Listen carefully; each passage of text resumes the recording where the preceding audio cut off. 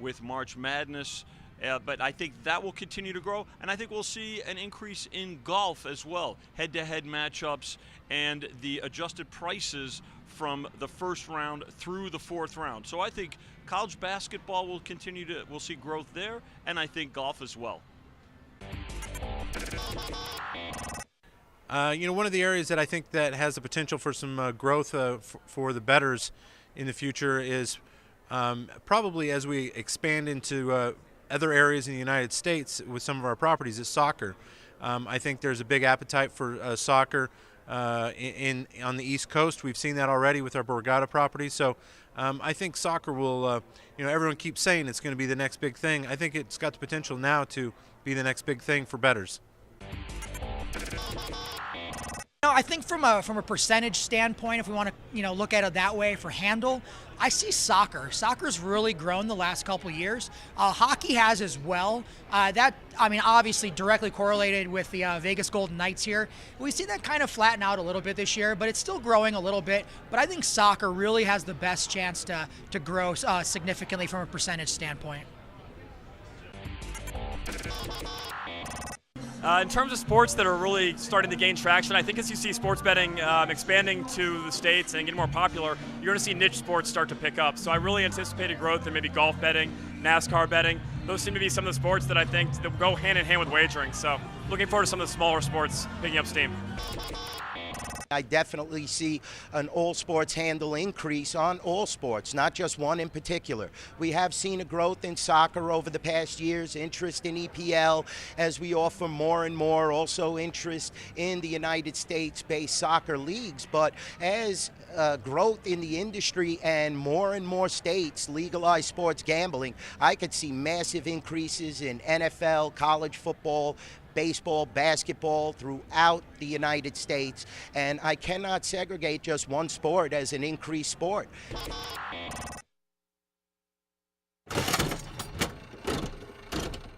I'm Ron Flatter with your VSiN Action Update. Virginia's push to be a 1 seed in the NCAA continues tonight with an ACC visit to Virginia Tech. The third-ranked Cavaliers are favored by 5.5. In the Big Ten, number 22 Wisconsin is laying 10 at home against Illinois. In the Big 12, number 23 Kansas State is a 6.5-point road favorite against West Virginia. Now, those rankings reflect the new Associated Press Top 25. Duke is back to number 1, followed by Gonzaga, Virginia, Kentucky, and the former number 1 Tennessee. With pro basketball on a break, let's look ahead to springtime, or at least this week's spring training openers, reminding us that a new baseball season is just 38 days away. Even with free agent puzzle pieces still falling into place, the Astros and Yankees begin the day as 6-1 favorites to win the World Series. The current pennant holders, the Red Sox and Dodgers, are 7-1. Cubs and Indians are 10-1. And late word out of San Francisco, Bruce Bochy will be retiring as manager of the Giants after one more season. If it's President's Day here in the U.S., what more appropriate place for a major pro sports only matinee than Calgary? In an hour, the Flames are 2-20 favorites hosting the Arizona Coyotes.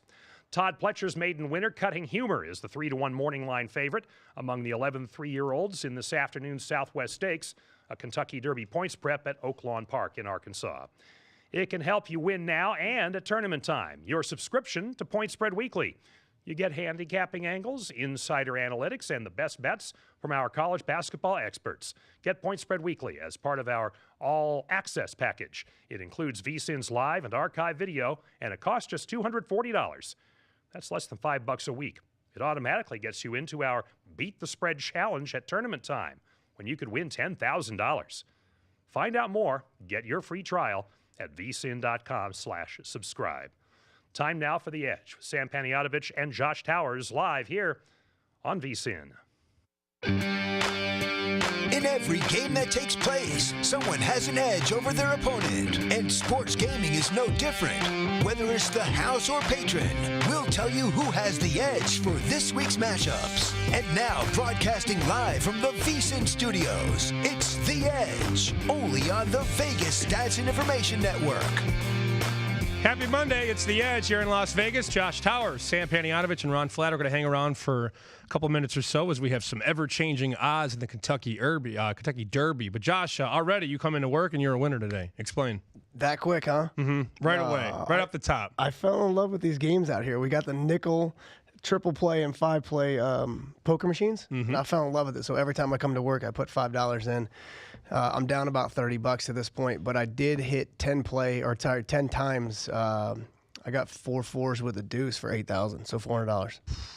It's a good start. Not a bad Monday morning, Ron. I got lunch. Well, I got lunch. You could buy you a BLT over here at the deli, you know? After you trying to pass out the cold, Ron, you get a hot dog for $1.25. Could do that. Then you could get like 5 hot dogs or something like that. So, Ron, I saw your tweet last night about the Yes, sir. Kentucky Derby odds, and these are at William Hill, and, of course, numbers are different all across the world. Game Winner is still the favorite to win 145, the 145th running.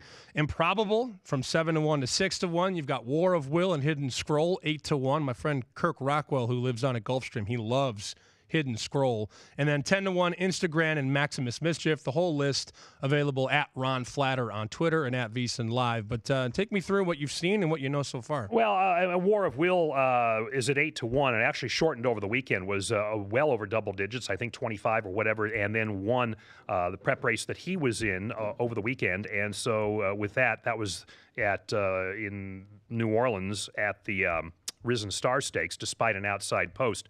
So he showed us a lot doing that, but on a track that does not normally bring us a Kentucky Derby winner. So what he'll do, maybe Louisiana Derby coming up next month, that'll tell us maybe a little bit more. Improbable, going from 7-1 to 6-1. He had a very eye-popping victory in the Los Alamitos Futurity the last time out. We'll be seeing him coming up at Santa Anita or wherever Bob Baffert decides to send him in the not-too-distant future. But if you look at these, Game Winner 9-2, Improbable 6-1, Mucho Gusto 12-1, all trained by Bob Baffert, who, of course, has had the last 2 Triple Crown winners. And it was 1 year ago today when we first saw Justify hit the track. So, it's appropriate that we're talking about that on this day. But a lot of these odds, I don't touch these futures. I wouldn't even look right now at anything shorter than 50-1, because you're going to they got to get to the gate, and that's a bit of a, that's a risk. And once they get to the gate, the odds, you're not going to get much worse than that on Derby Day itself. So and last year, Avello, didn't they open Justify 300-1, Yes. and it was bet down to 100-1, and by the time they got to the race, yeah, it was and 6-1. He was 300-1. Well, by the time they even got out of the first race that he raced a year ago today, but he was 300-1 before this race a year ago today. The story goes that some clockers over at Santa Anita, the word got out. One of them, and I know who it was, called Johnny and said, "What odds would you give me if I put up whatever stake it was?" And he said, "I'll give you 300-1." And it was quickly bet, knocked down to 100-1. Justify wins that race, gets down to double digits, and one more race later, he was, I think, down to single digits. So, you got to jump it if you really got a hunch, but you better have some good information to be behind it as well. Absolutely. I guess at 300-1, you can kind of take a little flyer anyways. But, yeah, when you have that information. I want to ask about Bob Baffert because, obviously, and I'm not a horse guy, but he's the biggest name in the sport. I know who he is. I'm sure a lot of people do. You just said it, the last 2 Triple Crown winners he had. Is he that good, or is it come to the point where he's had so much success that now people are bringing horses to him? It's becoming, he is that good, but it is becoming the second thing, Josh, because owners are, look, Godolphin sent him a horse named Coliseum that was just taken off the Derby trail. There was a lot of hype about him. He just was an ornery horse that didn't want to train, and so they're going to step back with him, bring him back maybe this summer. But Godolphin, Sheikh Mohammed, who runs the United Arab Emirates, the Emirate of Dubai, he's a big horse guy, sent Coliseum to Baffert, thinking, okay, we've tried to win this thing our way. Let's try and win it now his way. Didn't work with this horse, but it won't be the last time you're going to be hearing stories like that. The big owners are coming to Bob Baffert to do the work for them. Is it like, is he like Bill Belichick, where he sees it differently, or is it just a system play with him? You know what I'm saying? Is it, all right, this is just what we do and these horses happen to be that good nowadays? Or, is there truly a genius behind, what does he do differently that that you might know? Because I'm sure there's things that we don't know. But what does he do differently that other trainers don't? One of the things is he has an eye for how ready a horse is at a given time and picking spots for that horse and deciding, no, not yet, not yet, not yet. Justify is a perfect example. Big horse. At age 2, they're still growing into themselves. You can get some problems. Wait until that right moment. Hit the button at the right time. But the other side of it, at horse sales, he identifies horse flesh and helps owners identify horse flesh as well. So you look at good horses that way, right in the sale ring, even before they get on the track. As we let you go, though, I have a presidential nugget for you. That George Washington and Thomas Jefferson, not only were they avid horse bettors, but they used to visit a track across from the White House, which is now Lafayette Square. Madison, Van Buren, Tyler, and Polk also bet on the horses.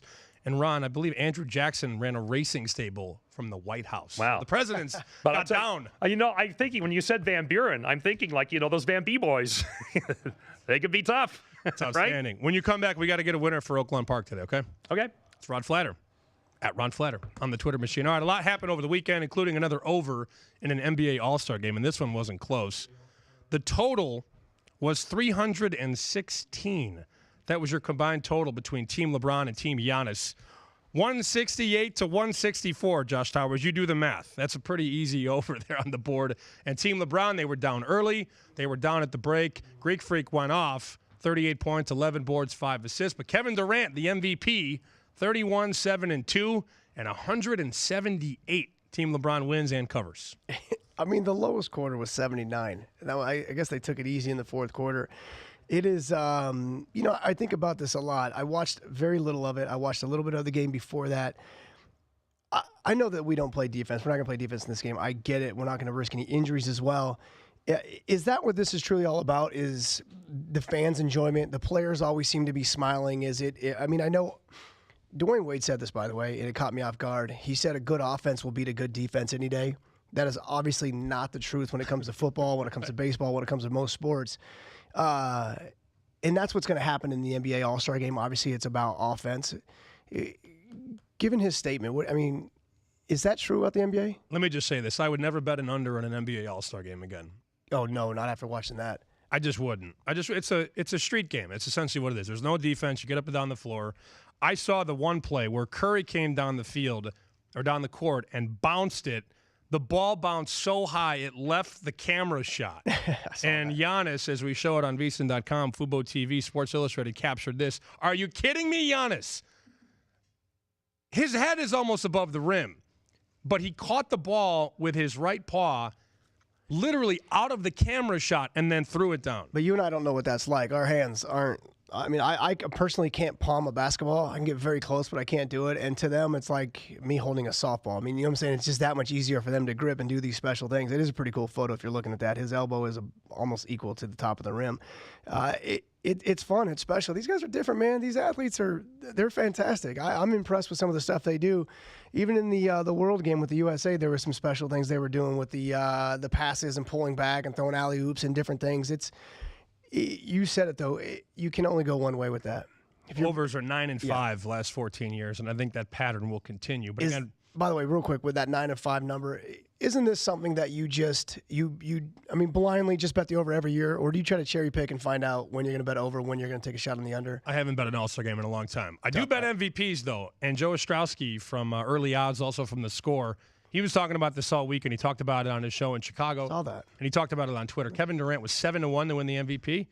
And cha-ching, cha-ching, Kevin Durant comes through. That's something that I would bet. I can't handicap an All-Star game, but I can give you a good player at a great number, and that's what Durant was, 7-1. Who was the favorite to win the MVP? Who do you think? Who do you think? The King. And was it that bad?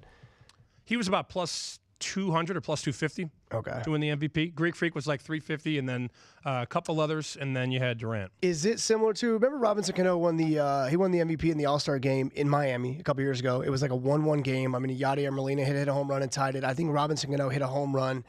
They win 2-1. He wins the All-Star game MVP, gets a car. Is that what happens in this game, to where it's just timing, it's just right place, right time? Whoever has the most points, usually on the winning team. Usually that's about it. Well, KD had a couple easy layups that he went and backed up and shot a three-pointer as well, too. So, Josh, there were you know 350 points. There were a lot of easy layups in that game. Zipping over to golf quickly. Weather, a lot of weather issues at the Genesis Open, won by JB Holmes, and you had a lot of issues here. Pro Golf Now tweeted, can they ever catch up at Riviera? They did actually squeeze everything in, and Holmes finished it off yesterday, but he plays very slow. You had the weather. It was a very weird weekend of golf. Listen, you can't do anything about the weather, and the weather was about as bad as it can get. They did a really good job of starting, stopping, clearing, restarting, and playing this tournament. I know that it was a very long day for these players. A lot of times the turnaround was so fast that they can go in there and wash their hands and maybe go to the bathroom. That was it. So they better hope that they had a lot of protein bars in the bag to eat. That's how long these days are. And then the wind on certain holes, it became something – It was awesome, but Justin Thomas, I think this was like the third time when somebody's had a 4-stroke, 5-stroke lead and blew it of a deficit that big. It was just crazy for him to blow it. I didn't see it coming. But JB Holmes, you're right. They even said it on TV, and I was thinking to myself, like, man, this dude takes forever to hit a golf ball. That is bad for pace of play. And now you're talking about weather pace of play, and you're trying to speed this up. You got guys holding on the green because it's short par 4, they can drive it, and you got JB taking forever. I mean, kudos to him for winning. It's definitely, and no offense, but it's not good for the game of golf. I don't look at who actually rose up. I looked at who fell. And B-Raj, if you want to hop in here and explain what's going on with Jordan Spieth, I'd love to listen. I've got Spieth at 18-1 to win the Masters, and I like the way he has started, but he has not finished strongly in his last couple shots. Through 11 holes in his final round, Brady Cannon had this observation. Jordan Spieth is 10 over par, and he dropped 48 spots on the leaderboard. That is now 2 Sundays in a row that he began the day in a spot to contend. He was only a couple strokes back. And, Brian, that's 2 tournaments in a row. He's completely fallen apart on the most important day. Yeah, I think he gets in his head way too much. One little mistake really gets to him, it seems like, and he has a real hard time recovering from that. Game of golf, as Josh knows, you got to move on to the next hole. You got to forget about the last one. And I feel like Spieth just overanalyzes everything, and it gets him in trouble. Yeah, I agree with you. Sometimes the overanalyzing of stuff causes it. When we start to really think about everything and we forget to actually play the game, it becomes very difficult. I agree. I think he's doing it because, Sammy, he had an unbelievable round to start.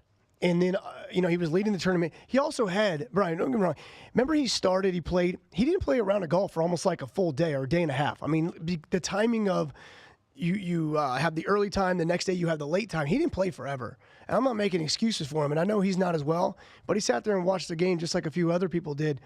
His buddy, his close friend, his travel mate, JT, did the same thing, though. He fell apart as well, and I'm wondering if this is maybe the conversations these guys have together, and they're both in each other's head about not finishing, because that wasn't a good final round for Thomas as well. So I don't worry about Spieth that much. He's proven that he can do it.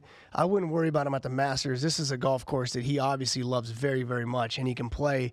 But when you overthink, it is a negative thing. And so I'm just wondering if the combination of the time off and then watching his buddy do it as well, I wonder if it coincided. Yeah, and the conditions during this tournament were tough to play with. When that wind is whipping, your pant legs are flapping, and you're trying to putt, it really gets in your head. And I think, to your point, at the Masters, where it's pristine, it's perfect conditions, Spieth could do well there. Tiger did it as well. I mean, he got all the way up to, I think 10 or 11 under, and he was right there. And then he had that bogey on 18, and then all of a sudden you just saw the wheels fall off. And I think at that point it's different for him, because if he's not going to win it, it's not necessary. It doesn't matter if he finishes second or third. So you saw him fall off a little bit, but then you did see a couple cool finishes, like JB Holmes and Adam Scott kind of stayed in there the whole time. So we did see some guys that kind of battled through it, but I think the weekend itself took its toll on a lot of golfers. Tiger finished 15th at the Genesis Open, and then to the UFC, and then quickly a NASCAR update on what happened over the weekend. Did you catch Ngannou Velasquez? I sure did. I saw this. I turned it on, and if you blinked, you missed what happened. 26 seconds, knee buckled for Velasquez. He went down. Ngannou, bang, bang, bang. Ref jumped in. And the power for Ngannou, who, by the way, got a lot of money in the markets here, because Velasquez opened up. When this line opened up, Velasquez was minus 250. That's the most insane thing, by the way, I've ever seen. Well, he closed at about minus 170, and Ngannou The 12th fastest knockout in the history of the heavyweight division in UFC. 26 seconds. Here's the deal. Francis Ngannou has back-to-back losses, and he's looked god-awful. I mean, he fought the Beast a couple fights ago, and I don't even think he threw a punch for like 3 rounds. It was embarrassing, and so he was finding his way out quickly after being the man on top. Cain hasn't fought in 2.5 years, 3 years, whatever it's been. You don't just walk back in the octagon and win. And so the fact that the hype of Cain Velasquez, they put a favorite and a number that high on him was absolutely insane anyways. You couldn't, and we didn't obviously, but there's no way you could have bet on Cain. There's no way after having that much time off. You can say whatever you want, and Cain Velasquez can say whatever he wants about his knee buckling. I don't think he's having surgery today. I think that he got into a slugging match, which he never should have. He should have wrestled. He should have worked his way and eased his way into this fight since he hasn't done it so long. And I think that he was so scared when he threw a punch that it caused him to step wrong and go down. His knee wasn't the issue. He wasn't ready to fight, and not at this level. And so, people can say whatever they want, and maybe I'm not being sympathetic enough, but he was getting beat no matter what. Last but not least, from over the weekend in NASCAR, he was 9-1 at Caesars, 14-1 at the Golden Nugget. On Michael Jordan's 56th birthday, Denny Hamlin, sponsored by Jumpman, wins the Daytona 500 again from 9-1 to 14-1. Always shop around. And Brendan Gaughan, I thought was going to have a top 10, top 15 finish, but got caught in one of those many wrecks. It was like there was a crash in the final. Like I watched the last half hour of the race. There were 3 or 4 crashes. But Brendan Gaughan, a pretty strong run until the end, and Denny Hamlin the winner. Yeah, I didn't get to catch much of this. I was watching the other stuff, but pretty cool, obviously, from Brendan to do his thing. I saw that he finished, did it say 23rd? But it also had like a DNF. There were 0 points for the FedEx Cup. I don't know what any of that means, but I assume that he did get caught up in the wreck and he wasn't able to go to in essence finish. Which wreck, right? There were a million wrecks at the end of the Daytona. All right, we'll come back. Got college basketball. Not a big card, but something happened yesterday. 2 players combined for 101 points, and we'll get into the very short slate when we come back here on The Edge on VSiN. It's The Edge, broadcasting exclusively on the Vegas Stats and Information Network. Listen to the show on SiriusXM Channel 204 or watch at VSiN.com.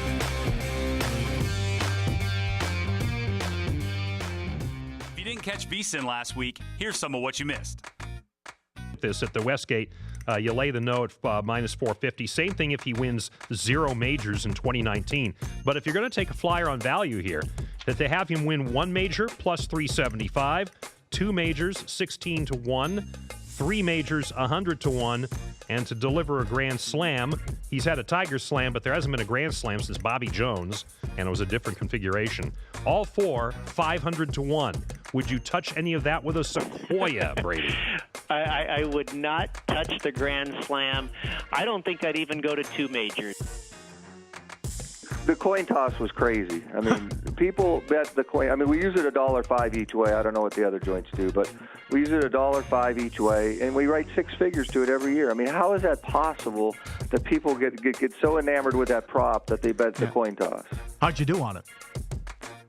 We won good to it. They were betting heads. It came tails. Wow. How would you do that? That was one of our bigger winners. How's that? Come on. 100%. It was one of our top 3 or 4 biggest winners. Here's all the scientific data. How's the game playing out? 3.7 yards per catch, 42.7 yards. This and it boils down to a coin toss. Yeah. I mean, you could do that in the parking lot with someone. I mean, yeah, it's crazy. How come when Burley and I faced each other, the games were like 150, and you're talking about 3-hour games? You know, here's my other thing. I go out there and I run on the field, I get loose, I get my 8 warm-ups in, and I look back at the umpire's second, and he tells me, he holds his finger up, and I was like, what? He goes, 220. I got to wait 220. So I got to sit there for 40 seconds and wait for 2 more commercials or 1 more commercial to come back on before I'm allowed to throw a pitch, which you guys don't see on TV. So why don't we eliminate a commercial? That'll speed the pace of play up a lot if we do that as well. You know, they keep changing all these rules, and it's just crazy to me. It's certainly intriguing, and you'll have a lot of line movement. So believe me, I know there's some professional bettors or guys. If you're trying to build your bankroll, this is the stuff you pay attention to. If you're a young up-and-coming handicapper, you're trying to be professional, this is the stuff you need to be betting. I will tell you that much. Yeah. If you can get a good sense of everything that nobody really has a good sense of, it's a good way to make some money. We saw a few weeks in the Arena Football League last year. There were some pretty bad numbers to take advantage of.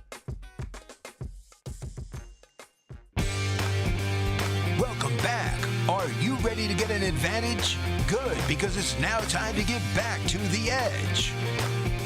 If you're ready to move on to college hoops and all the things you can't bet anymore, no more NFL, but you can bet the AAF. You can bet a lot of golf, MMA, NHL, NBA. Point Spread Weekly has what you need to get ready for everything. But namely, we're focusing on the push for March Madness. And Point Spread Weekly editor Steve Makinen breaks down the numbers and has a system for playing teams looking to avenge a loss. You've got the 10 games to watch from Matt Humans. Hoops Peterson and Wes Reynolds have their best bets.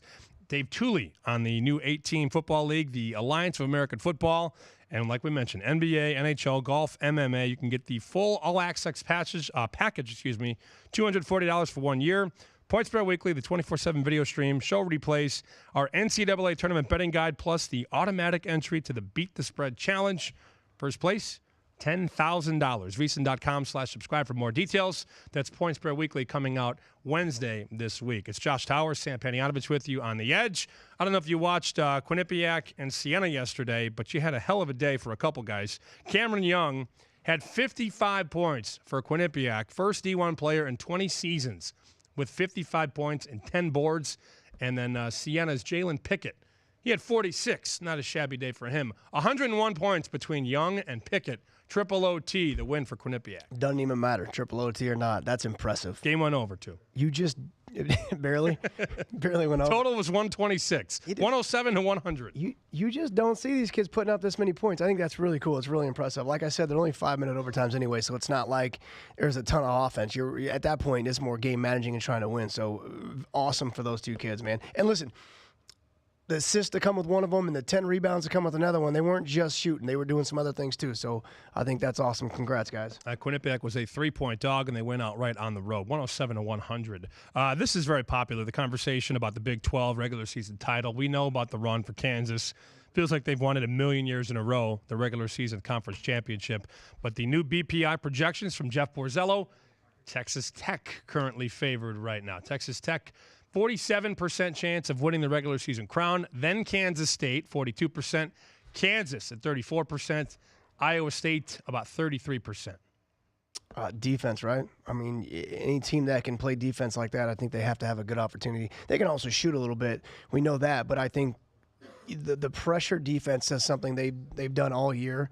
It's sustained, and now you're coming into the postseason and you have that. It's hard for teams who don't really play defense, and all of a sudden you think you're going to flip the script. It's not that easy. So, yeah, I like the fact that they're favored. I think that's fair. Kansas still 40 to 1 at Caesars to win the national championship. I'm not saying they're going to, but usually around this time they're 7-8 to 1. Yeah, you got to really break down the brackets. That's so hard because you don't know who's going to catch who at the wrong time. And some of these teams you only have to get past one team in essence at time.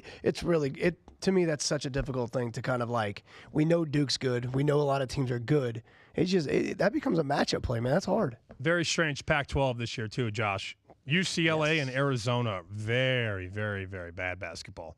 And the last time the Bruins and the Wildcats did not finish in the top 4, 1948. 1948, when you didn't have UCLA or Arizona in the top. UCLA reminds me of the New York Knicks, were storied legacies, and they just have been god-awful for a long time. And I just don't know if they know, even with all the coaching changes, I don't know if they know what they're trying to accomplish or who they are. Go back to the basics and understand why you're playing and why UCLA, is what it is and what it meant to college basketball. I just think that both these teams are going to have to go back to the history and the tradition and make it about the school and the program again. It's not fun to watch these story programs be this unsuccessful. And as Arizona, listen, it's a year different. They're going through a lot of stuff. There's a lot of things that they dug their own grave with this one. They lost a great player, which teams do.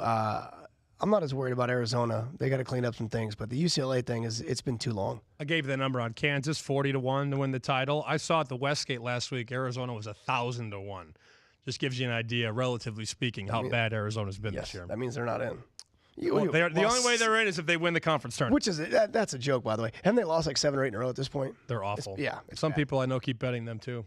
Just waiting. Hey, they're due. It's always red. It's got to be black at some point, right? So not a big board today, college basketball, but the best game, I think, on the slate, and we'll talk about a game in the Big Ten that I know you're looking at. Virginia Tech, and from where this opened to where it is now, you've missed the move on Virginia. It happens. Opened 3.5 overnight. That was the overnight line. 5.5 right now for the Hoos on the road against Virginia Tech in Blacksburg. Home dog getting 5.5. Usually I'm enticed here, but this is a total pass for me. Look at the total, too. 119.5. 81-59 last game. So if that's an indication, that total might be a little low. Here's what I'm most impressed about Virginia. Not that they're 22-2, not that they're a 4 seed. 17-7 against the spread and 7-1 against the spread on the road. Usually teams this good, the lines are so jacked up. I mean, we can pull a couple others and look at it. The lines are so jacked up that the ATS, it almost becomes even. But the fact that these guys against the spread have been this dominant on the road, without even looking, I'm going to say that they've actually played some pretty tough competition along the way. And so we've had some pretty, the lines haven't really been out of control with them. I think it's impressive. It says a lot to me about this team. 6-0 also on the last 6 Mondays. So if you like trends, there's a lot of trends going Virginia's way. Tech 1-4 against the spread last 5 home games, not good. Both teams obviously, and the line suggested, top 10 in scoring defense, but it doesn't matter. I mean, when you're a high percentage team, you can play some defense, but you got to prevent. I mean, he scored 81 points last game. I would argue they're better on the road. And you look at what they've done on the road this year. I hear you. They won at Maryland. Then they beat South Carolina on the road by 17. Beat Boston College by almost 30 on the road. Beat Clemson by 20 on the road. Only loss on the road this year was to Duke, which they did cover in that game. Lost by 2, 72-70. Then went to Notre Dame, won by 27. Beat NC State on the road, beat North Carolina on the road. So this team wins away from home. Here's the deal. If you don't think that first-round loss last year is not a driving factor for this team, you're crazy. As good as they are, I promise you somebody, maybe the head coach, is reminding them every week about losing to Maryland, Baltimore County. That's not going to sit well. This team's focused. I mean, you're talking about a line that was 3.5, Sammy. That's now, 5.5. Tech's 12-1 at home. That tells you how good Virginia is. That's a respected move, the move from 3.5 to 5.5. Yep. You said this is a lot of points for Illinois, and I agree with you. Unfortunately, the market has agreed with you too, so we may have missed our best number here. This opened at 11, and I'm looking at a couple shops here. Westgate has 9.5. Golden Nugget has 9.5. Boyd Gaming has 9.5. So the push coming in so far today on Illinois, they've won 4 in a row. They've won 5 out of 6. Wisconsin now laying 10 here at the South Point against the all of a sudden hot Illini. The 10-15, the 10-15 Illini playing a lot better as of late, man. Dude, Nebraska, Michigan State, Ohio State, Rutgers. I mean, these are all the teams they beat recently. Listen, if you go back to track history, Wisconsin owns them. I mean, at least 10 straight that they beat them. But Wisconsin has 2 straight losses too, to Michigan and to Michigan State, who Illinois just beat recently. You tell me that you aren't coming in with all the confidence in the world. You're coming in knowing how well you're playing, facing a team that, you may not have history about, but they just lost to a team that you just destroyed. This is a great this is one of those awesome situations. If you just look at the cover of the book, you're immediately looking at Wisconsin. But when you really dig deeper into it, and I trust streaks when it comes to when teams get hot, they get hot. And when teams get cold, they get cold. And even if this team's down right now, it doesn't seem to faze them. I don't care what their record is. It is very impressive what they're doing right now. But I'll tell you what, man, 7 straight home losses versus Wisconsin, and Wisconsin's beat them by an average of 17.8. I don't know which side you want to take. Sometimes teams have your number, sometimes they don't. But I'll tell you this, a team that's beat those 5 teams in a row and is playing this hot, I'll take 9, 10, 11. I'll take all of them. Last big game to touch on, you've got Kansas State, West Virginia. This is now a 7-point number, not much movement. And, of course, with Dean Wade, this is the news on Dean Wade. I put in Dean Wade on Twitter. I'm looking for verified accounts here. Dean Wade, status undecided for West Virginia. He was in a boot the other day, so we'll keep you posted on Dean Wade's status. I don't think he's going to play tonight for the Wildcats. They go on the road to Morgantown. They're laying 7 with a total of 135.5. And, Josh, look at that. The V-stat there on the screen. Kansas State, last 9 conference games, they've covered 8 of 9. By the way, I don't know if Wade's playing either, but it doesn't sound like it from what I saw as well. Nope. Kansas State, 8-2 last 10, 8-2 against the spread last 10 as well. So not just in conference. These guys are doing it versus everybody. And the flip side for West Virginia, 2-8 the last 10 and 2-8 versus the spread the last 10. 7-17 versus the spread on the year. So I don't know if it's one of those things where West Virginia came in a little too overhyped. by everybody and by the books, and they're just not living up to it. But I'll tell you what, if you're talking about a team that has been playing god-awful basketball, and this is not the team that, even not ranked, even not as talented as they, whatever the case may be, they just don't seem like they're doing anything right. Isn't this the team that used to pressure on defense? And we used to see that, and they're not. I don't really see. They've lost who they are a little bit. I don't know how you can back this team, but, dude, getting 7 at home? Really? It's a lot of points to get home. Man. A lot of points. No Dean Wade, too. That's what it looks like. So maybe we plug and play. Plug your nose and just give it a shot. All right, they were very busy over the weekend at the Westgate Superbook. Cameron Coombs, supervisor, will join us next. They've got win totals. They've got pennant odds. They've got divisional odds. We'll get some numbers from the guys at the Westgate coming back after this here on VSiN.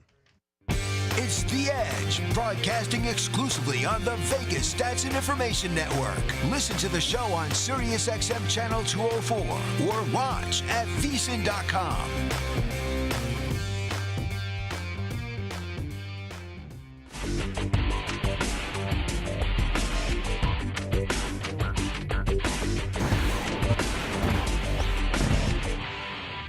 Right now, I think that there's an edge for bettors who really want to do their homework and study some of the smaller college basketball teams. When you get into those extra games and really start diving into teams like, American or Liberty, stuff like that, you might find some value and, somewhere where the bookmakers might have missed something. So I think that's the best place for value right now. I think the sport that probably offers the most value to a bettor, if he's dedicated and is patient, is baseball. Baseball has largely their odds are driven by the starting pitcher, and if you are disciplined enough to select a few starting pitchers throughout the year and bet only on them, I think you have the opportunity to return a nice little profit for yourself. I think the bettors have the most value with baseball, and there's an opportunity there with baseball, with money lines, and the expanded betting menu, first 5 innings, and totals, to where you can take some underdogs. Don't always bet favorites, but there's some value there with baseball. So baseball is right around the corner. Look for the value there, particularly with some underdogs. I really think any sport with a lot of prop bets. I mean, instead of just having a side, a total, to bet on, having many prop bets to bet on just really gives you more opportunities to win something at the end of the day.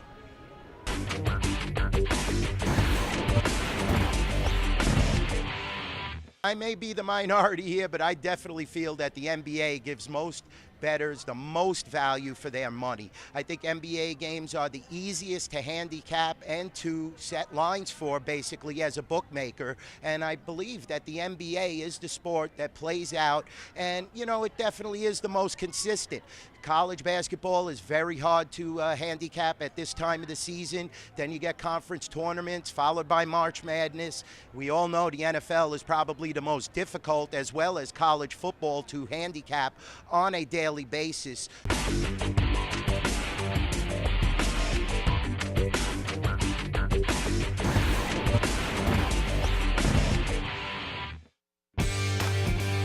Welcome back. Are you ready to get an advantage? Good, because it's now time to get back to The Edge. Another day and still nothing on the signings of Bryce Harper and Manny Machado. We've heard the rumors and we've heard all the prices and some of the contracts, and you can bet on these things in the global markets. Where will Machado be? Where will Harper be? Phillies are still the favorite for Harper, and at last check I saw the Yankees were favored for Manny Machado, but we're looking at teams like the Padres and Giants offered some serious bread. I heard the Padres, Nightingale said 8 years and $240 million. Others have reported the Padres are offering Manny Machado 8 years and $280 million. Listen, I haven't heard anything about the Yankees. So you think the Yankees are? I didn't say that. Global Markets said Yankees I didn't are favored. See that at all. It sounds like the money's going to talk in this particular case. It sounds like Bryce, it is about money, but it's also about a fit. The fact that the Padres are offering what I've heard different numbers. I've heard 240, 250, 260. I've heard as much as 280 on Manny Machado. Bro, one, he's not even worth half that. Let's be honest about this. He's not even close to being worth half that.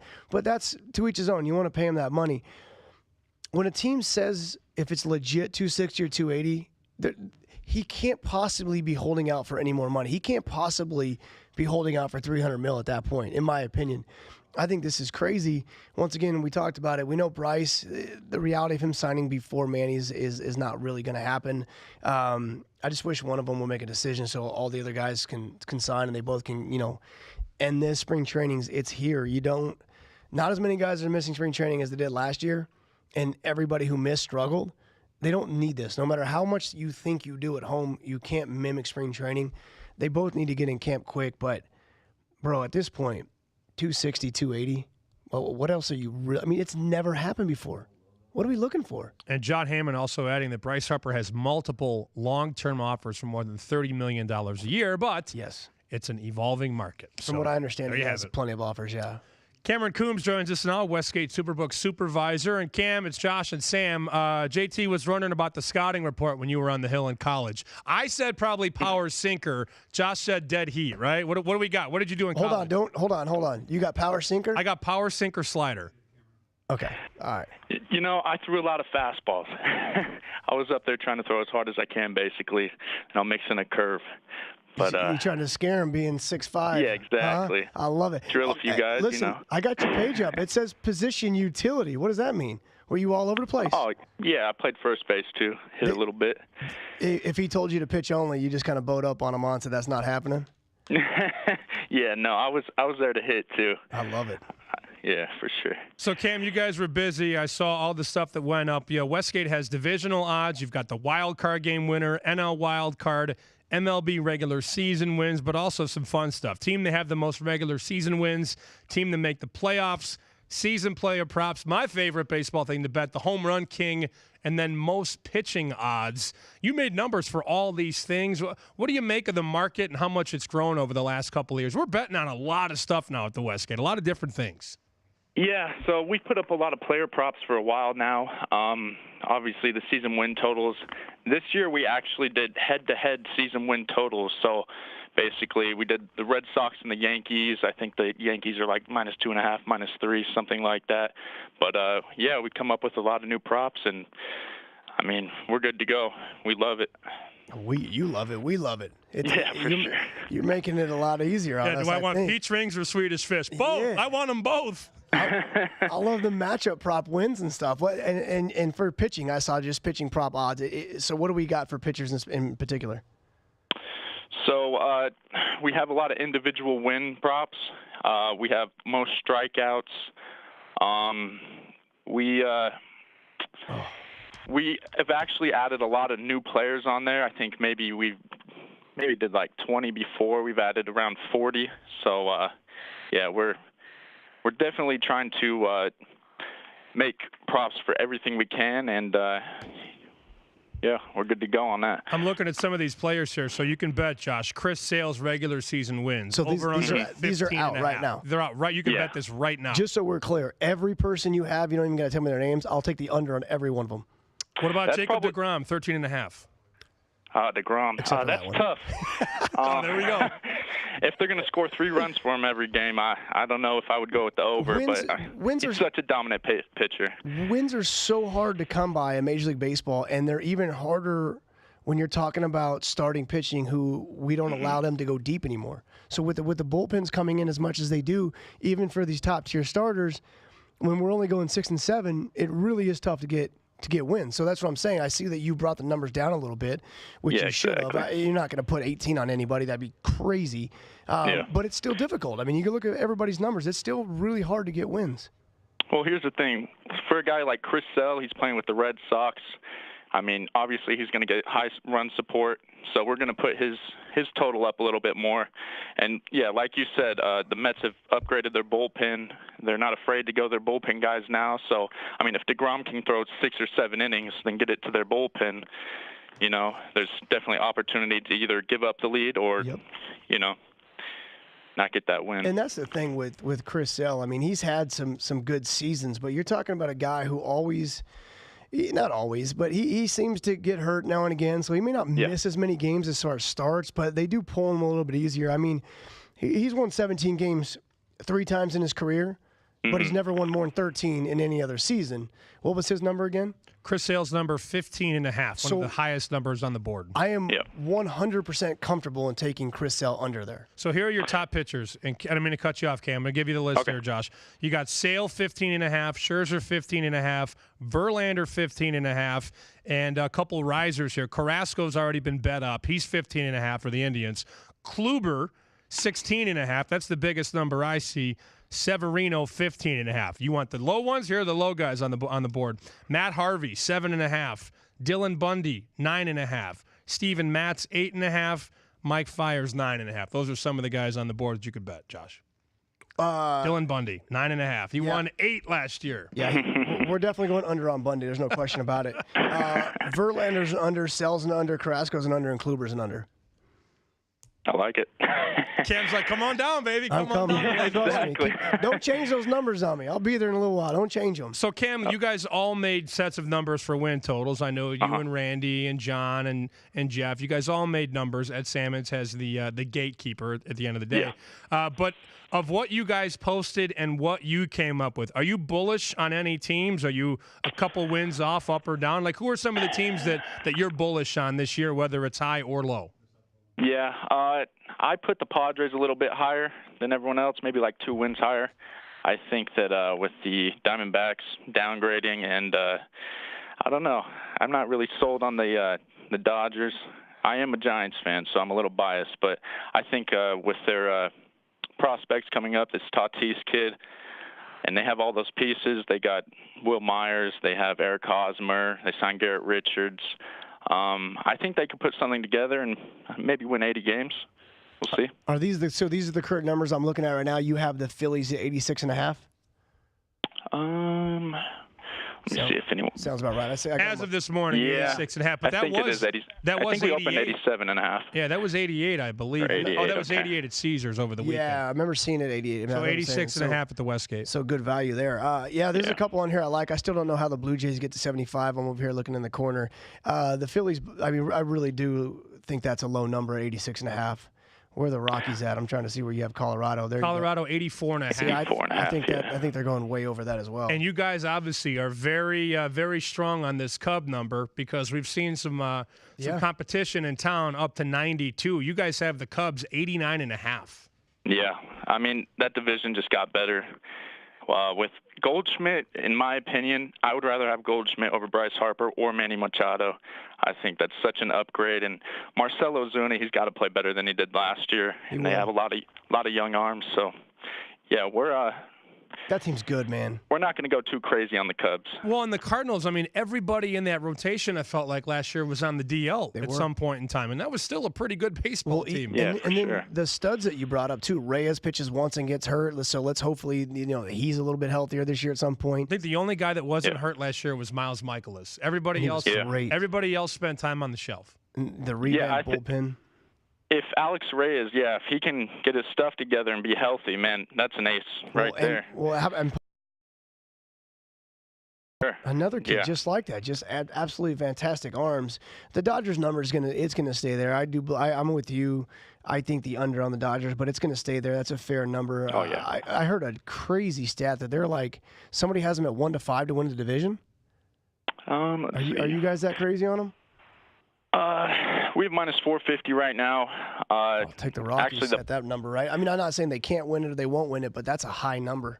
Yeah, for sure. Rockies are 4-1, and the Padres 30-1. I mean, if you're looking for a long shot with some value. Let's be honest, the Padres can go sign every free agent available that's out there. They're not winning it. You hear Coombs trying to bait you. Yeah, the Padres got some value. Come on in and bet it. So here are your favorites. NL East, Westgate's got the Nationals plus 225. Then the Braves, Phillies, and Mets are 275. The Cubbies to win the Central plus 180. Cardinals right behind them, though, 2-1. The Brewers 250. Reds at 10. Pirates at 18. To win the West, Cameron just brought it up. Dodgers minus 450. Rockies 4-1. D-backs 18. Padres 30. Giants 50. To the American League, Yankees minus 125. Red Sox plus 140. Rays 8-1. Blue Jays 30-1. Orioles infinity to 1. The AL Central, and this is interesting here because I see the White Sox number, and Cam, I get excited. You got the Indians at minus $4, the Twins at 3-1, The White Sox, Josh, are 25-1 to win the Central. Are you interested at all in that? 25-1. I don't think that number is high enough. Oh, okay. I think if you would have said, like, honestly, I don't know if this is too high. This is in my head, like 40 or 50-1. I would have said, yeah, for sure. I don't think it's out of the realm of possibility that somebody else wins that division besides the Indians. Royals and Tigers are 60, and then the last division, Cam, Astros minus $8. Huge favorite to win the division. A's at 8-1, Angels 10, Rangers 60. Mariners at 80-1. These are fascinating numbers just to look at. And Cam, I'm sure a guy like you who played baseball, who follows baseball, you're watching these numbers fly. I mean, these things are moving constantly. Yeah, for sure. I mean, with the Astros, man, I don't see anyone beating them in the division. I think last year they had a little bit of a hangover year.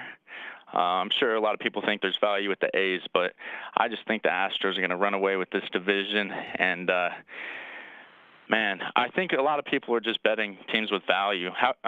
A lot of people aren't going to lay $8. They're going to bet the 10-1s, the 15-1s. Like you said, the White Sox 25-1. So, yeah, these numbers are just moving constantly. It's exciting though. But once again, you're giving so many different options. You're giving so many different things for us to bet on. And so I do, like I said, I mean, if you just have just the season wins and that's all we get, it's not that exciting, but yeah, you can find value. I do think there's a lot of value. But now that you're giving all this other stuff, I think, just based off this conversation, like I took a lot of notes over here because there's a lot of things that I just got really excited about.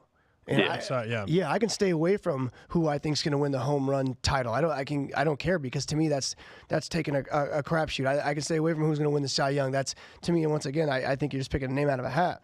But now you're honestly talking about wins.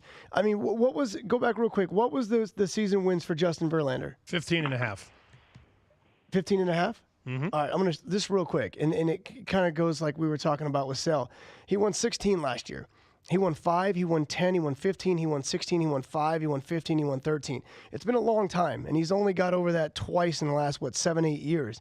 Like, to me, that's a realistic play on an under right there where I think you have the advantage with the under. And goes back to 2 of the last 6 years, he got hurt and didn't really do anything. He could never even get to that number. So to me, like that's a much safer play that I'd rather invest my money on than taking a shot at who I think is going to win the home run title. That's interesting. I appreciate all the stuff you give us too. By the way, it's awesome. Yeah, for sure. So like in the hits, I think Mookie was 170 something. He obviously went over last year. I think like 2 years ago he had 200-something hits. The number's usually going to average out a little over that, but, yeah, you have to put into consideration of, like, injuries and things like that. I mean, if this guy misses a month, there's no way he's going to go over 175 hits. I think we have something like that, maybe 177. But, injuries definitely come into play. And then at the end of the season, like a guy like Verlander, if the Astros are up 20 games in the division, they're not going to throw him out there for 8-9 innings to get a win. They'll throw him 6 innings, let the bullpen do their job, and No, it's a great point. Yeah, that's Cameron Coombs at Coomtown. My man just joined Twitter. Join Twitter at Coomtown. Westgate Superbook Supervisor. Cam, appreciate the time, man. We'll have you on soon. Yeah, for sure. Thank you, guys. A lot of betting options over at the Westgate. We'll come back. We'll look at the odds. The NBA second half right around the corner. Odds to win the East, odds to win the West here on VSiN. It's The Edge, broadcasting exclusively on the Vegas Stats and Information Network. Listen to the show on SiriusXM Channel 204 or watch at VSiN.com.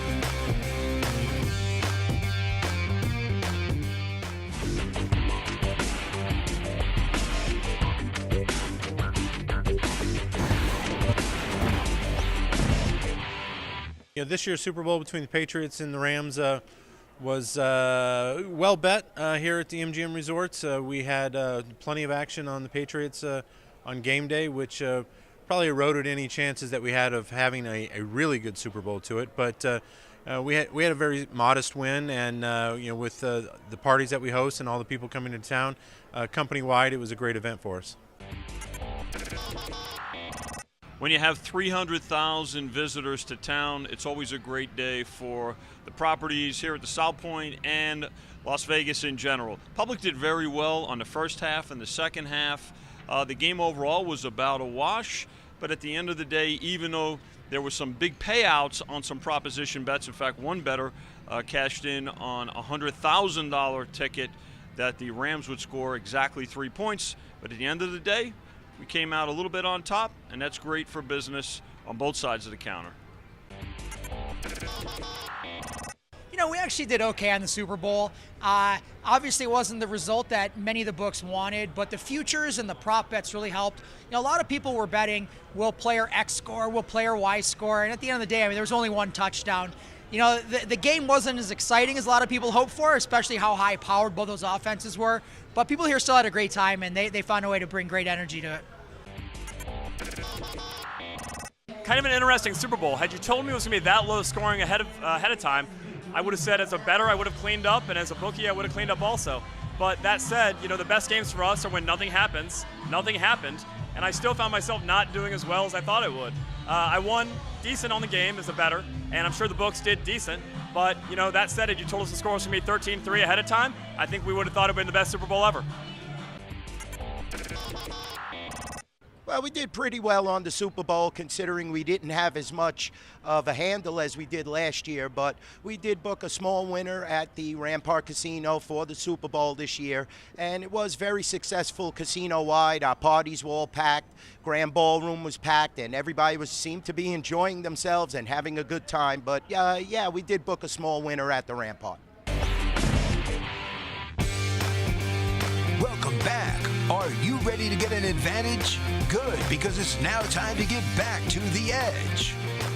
Guess what? You can bet on some hockey coming up about 12 minutes from now. The puck will drop at 1:05 in Calgary. The Flames are a 240 favorite now, up from 220, 240 in the last couple of minutes here at the South Point. So a 20-cent adjustment, last 5 minutes. Calgary Flames minus 240, and the total, Josh, over 6, over minus 20, under even money. Just a body clock question. Aren't they going to be a little sloppy and sluggish here? I'm leaning under plus money. Well, I'm saying Pitt, Florida, Tampa Bay, like the last three they played.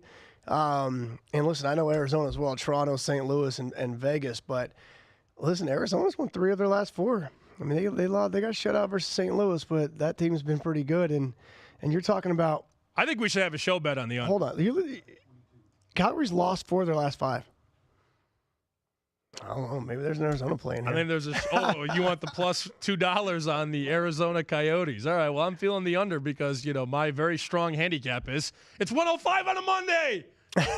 It's like when you play that 10 a.m. game on Sunday in baseball. Yeah, you know, they're going to be, it's early. You know, maybe they didn't sleep well. I love those first inning yeses. So I'm curious on how it is for hockey with these odd start times and the middle of the week. And I'm curious if they're awake and if it's an offensive thing, or if they're not awake and it's a defensive thing. You can really learn how to bet hockey much better than this. I'm going to just do it go right to Points Per Weekly. They do a much better job than we do. VSiN.com/subscribe. The new edition will be out. I'm pulling it up right now on Wednesday for Points Per Weekly. A lot of good hockey handicappers in there, including Ian Cameron, who will join us later on the show. All right, so Josh, I got some championship odds for you. We've got the West and the East. These are odds to win the NBA title.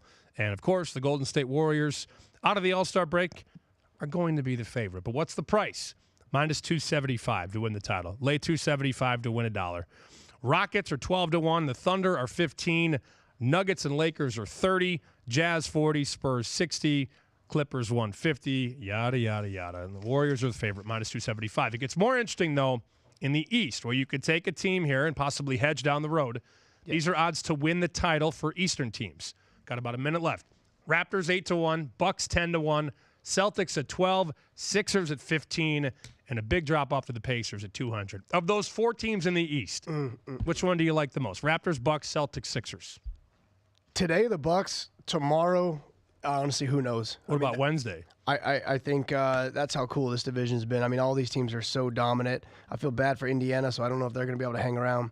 Philadelphia, if they can get their act together, they could be really good. They need more time to gel, and I'm very curious if the rest of the season is enough time.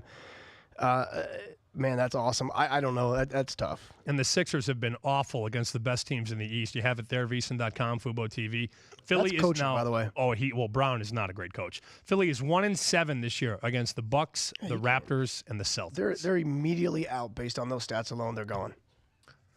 I'm looking at that Bucks club. That Giannis, if you didn't watch the All-Star game yesterday, the guy gets up like Ron Flatter on the break.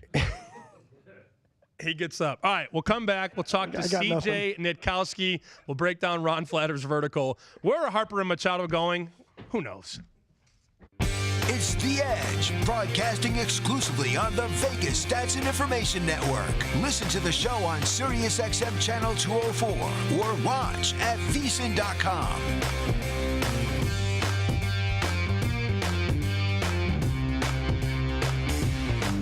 If you didn't catch VSiN last week, here's some of what you missed. Having these games up on the book here at South Point and around the city, around the state, that lends a tremendous amount of credibility because the fan is going to say, hey, Las Vegas wouldn't put a line on this if they thought it wasn't good, if they thought it wasn't worthwhile, and certainly if they didn't think it was legitimate, good event. And for us, that's a great beginning. Yeah. People are ticked off. I don't blame them. Absolutely. I mean, second year in a row where visitation was down. They're talking about the Super Bowl numbers being down and all that. I mean, it's all correlated. There's things that go together. I think those Super Bowl numbers, nobody correlates it to the bad ratings on TV. Well, if fewer people are watching on TV, then fewer people interested in betting the game. It just wasn't. I don't think it was a good matchup, for betting. I think that was kind of. And I would say when the ratings are down like that, lowest rated Super Bowl since at least 2007. Some numbers said 2003. That would tell me, well, then the in-play wagering was also going to be down naturally because of the two. Absolutely, but I mean, it all kind of goes into one pie. That people are getting a little bit tired of certain things that the gambling world and the casinos are doing. It's really obvious when the Mavs did it last year when they take Barea and Nowitzki out in crunch time in games. But there was a lineup at the beginning of that fourth quarter when the Grizzlies were up on Friday.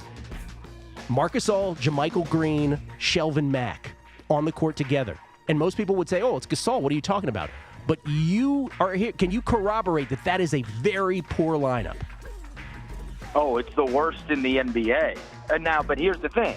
The unfortunate part of this is that is not an attempt to lose. That is an attempt to win. It's interesting. You'll look at a correlation, and this gets into, your handicap of the Masters. You'll see a lot of guys that have won the LA Open that have had success also at the Masters. Fred Couples, Nick Faldo, Phil Mickelson, Ernie Els. So you want to, and Bubba Watson. I mentioned Watson. Adam Scott, another guy that's won both tournaments. So when you're handicapping the LA Open or watching and seeing who does well and who eventually wins that thing, make a little note in your Masters booklet as well. There is some correlation between those two courses. I'm Ron Flatter with your VSiN Action Update. Tennessee's loss to Kentucky led to a shakeup in college basketball's top 25. Duke moved back to number 1, then it's Gonzaga at number 2. Virginia moves up to number 3, and the Cavaliers play tonight. They are 5.5-point favorites visiting Virginia Tech. Kentucky is at 4, followed by Tennessee, dropping to 5. Two other ranked teams are playing tonight. Number 22, Wisconsin, a 10-point favorite hosting Illinois. Number 23, Kansas State, is laying 6.5 at West Virginia. Baseball, as we wait for Bryce Harper and Manny Machado to drop anchor, a longtime manager says he will pull up his stakes. Three-time World Series champion Bruce Bochy will retire after one final season with San Francisco. At Brewers camp, manager Craig Counsell said he will give newly signed Mike Moustakas a look at second base this spring. Moustakas still figures to play mostly at third, but could spot in somewhere else as the season wears on. Owner Artie Moreno says that the Angels have not yet had any formal talks with Mike Trout about a contract extension. Trout has 2 years and more than $66 million left on his current deal. Matinee hockey facing off in a few minutes in Western Canada. Where else on President's Day? Calgary, a $2.20 favorite, hosting the Arizona Coyotes.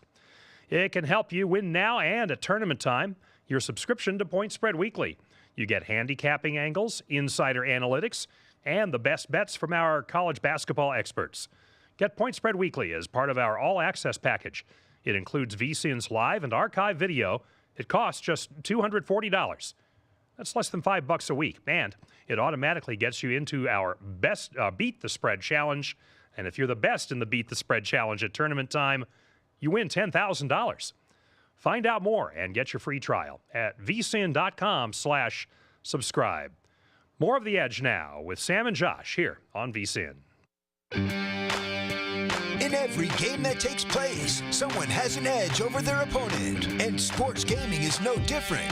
Whether it's the house or patron, we'll tell you who has the edge for this week's matchups. And now, broadcasting live from the VSiN studios, it's The Edge, only on the Vegas Stats and Information Network.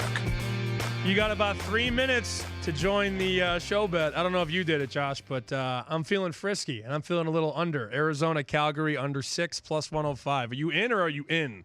I am, like I said, I'm in for half if you win. And if they score 8 goals, you didn't hear it here. You didn't hear it here. I think it's a pretty strong situation. That's a scheduling spot. How often do you play at 105 on a Monday? I don't know, but I'm just saying, listen, 3-2, 1-2, 3-2. Mix in a 5-4, 2-4, 3-2. In the last 10 games for Arizona, it looks like about 6 to 7 have gone under. So I'm going to say it's looking good for you. All right. I'll give you half if I win. If we lose, we'll figure it out. All right, C.J. Nitkowski, longtime baseball pitcher and currently a broadcaster for the Rangers, for Fox, for MLB Network Radio. It's Alphabet Soup with C.J. Nitkowski as he joins us here on The Edge. C.J., it's Sam and Josh. How are you, sir? I'm doing great. How you guys doing? We're trying to figure out, man. We're trying to figure out where these guys are going. Harper and Machado. You've seen some of these numbers. The markets have moved because you can bet on these things in some of the global markets. Now, the Nationals are favored, or the Phillies, are favored to bring in Harper, and the Yankees are favored for Machado. Do you agree with those two? Harper to the Phillies and Machado, maybe a Yankee? The Machado one, I think, is a little bit harder for me. The Harper one sounds probably about right. I mean, we don't know. Obviously, it's taken this long. And it's kind of absurd, and it's really frustrating for all of us in the industry that have to track these things. But it feels like Harper to the Phillies has probably the better chance. You know, part of that, too, which has just been fascinating to me, is that they would have to go well over what the Washington Nationals would be offering to make that happen. And we were talking about it this morning on MLB Network Radio and saying, what would that dollar figure be? I mean, would he really go to Philadelphia for $15 or $20 million more than what the Nationals are offering? I think it'd be a pretty tough pill to swallow, certainly for Nationals fans, and for him to have that opportunity to put on one uniform for his entire career, at least take a shot at it, would be worth it. That's the only thing that might get in the way of the Philadelphia Phillies. But as far as Machado goes, I don't know about the Yankees. I mean, as much as we've heard it and they'd love for him to come play third base, I don't think they're going to the deep end. And unless he wants to sign a much shorter contract, maybe it happens. But otherwise, I don't think so. I don't think the Yankees are in for 8 years and upwards of $250 million or more for Manny Machado. Yeah, CJ, I kind of agree with that. I know media-wise and I know Yankee fan-wise, they all think that everybody wants to go there. And sure, it would be kind of a cool fit. I mean, anybody going and putting the pinstripes on is kind of neat. But I agree. I don't see the Machado thing. I don't see them paying that much money. I don't think they're going to give another A-Rod contract out. I don't know if they want to deal with that again. What is your opinion on the rumors about the Padres offering this much money to both these guys? And I mean, does that even make sense? You already got Hosmer. You really don't have much else. You're relying on this crop of young talent that is supposed to be pretty good, but you know as well as I do, until you get to the big leagues, it doesn't matter. What's your take on the possibility of them really offering these contracts to these two guys at the same time?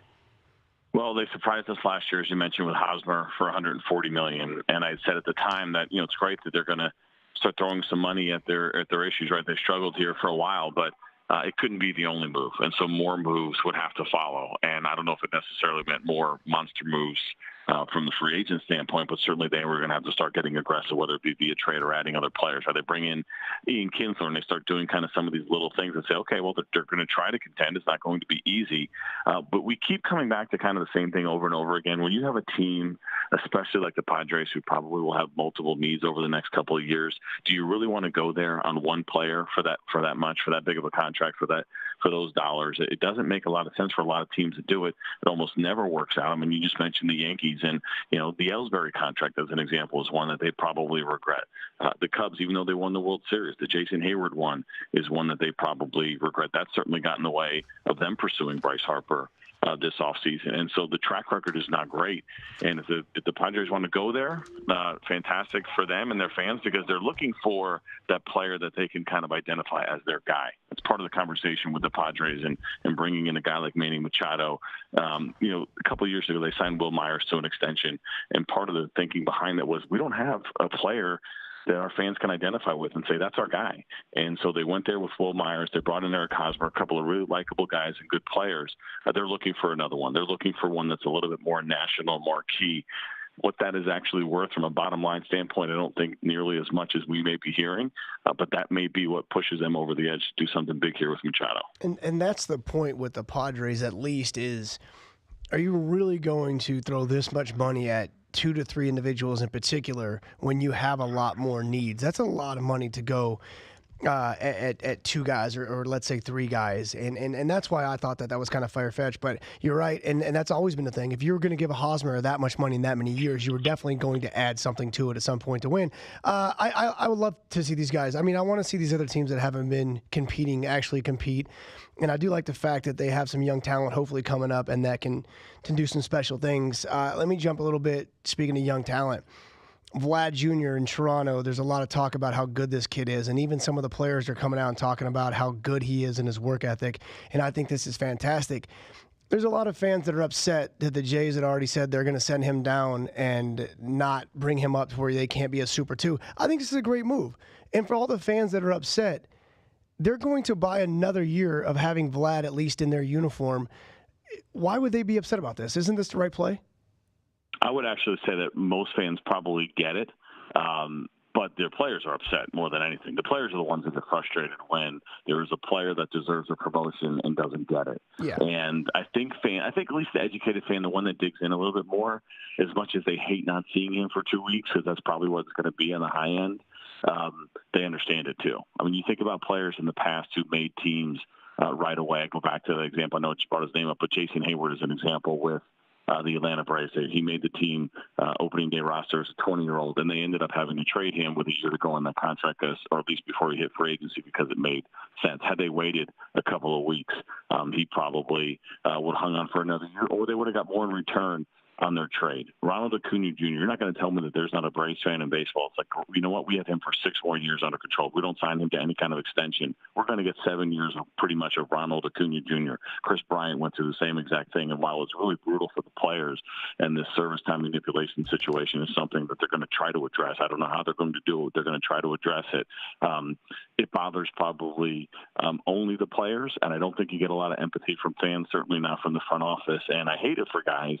But at the same time, it's within the rules, and it makes a lot of sense. And it's an unfortunate part for the players right now that they're trying to figure out how they get this thing turned around. CJ Nikoski with us here on The Edge on VSiN. CJ, the Westgate Superbook here in Vegas over the weekend, they put up all these different bets we can make. And I'm always looking at ways to, handicap and maybe make some money here. So they have odds on who will win all these divisions in baseball, all 6 divisions.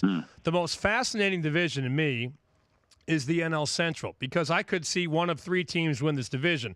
Now, the Cubs are a small favorite, plus 180, so 100 makes you 180. The Cardinals are right there at 2-1. One wins you 2, and then the Brewers at plus 250. So the Cubs, then the Cardinals, then the Brewers, but they're all within $1 here. How do you handicap this division? Who do you like? Cubs are the best team in that division still. There's a lot of people getting upset the fact that they didn't actually add anybody. They didn't go out and do anything big. They're a really good team just the way that they stand right now. The idea that they'll have, assuming they'll have Chris Bryant back for a full season, assuming that Yu Darvish will be healthy, things that they didn't have last year, that alone from within will make them a better team. It took the Milwaukee Brewers winning 8 straight to finish out the season and win that division to hold the Cubs off. I was pretty shocked that the Cubs didn't win it, that they didn't win the one game playoff, the game 163 that we saw. So it was pretty wild the way that things ended, and that was with a team that was not at full strength. So for me, I don't have an issue with how their offseason has gone, and I don't doubt that they're the best team in that division. It doesn't always work out that way. Things can happen. The Brewers brought back Mike Moustakas. They spent a lot last year. They expect to have a healthy Jimmy Nelson, and maybe they could go on another run. Their payroll is already at a franchise high as it was last year, and they've already passed that this year. So they've poured their version of resources in to their team, and the Cardinals are a team you always expect to be there. A little bit of a reset. Now have a full year of their new manager. Maybe that'll make a difference. Those guys seem to really like him a lot. They had some issues there last year. And you're right. It is definitely probably the most fascinating division, although the NL East is going to be a fun one as well. The NL Central is not easy to call, but I take the Cubs.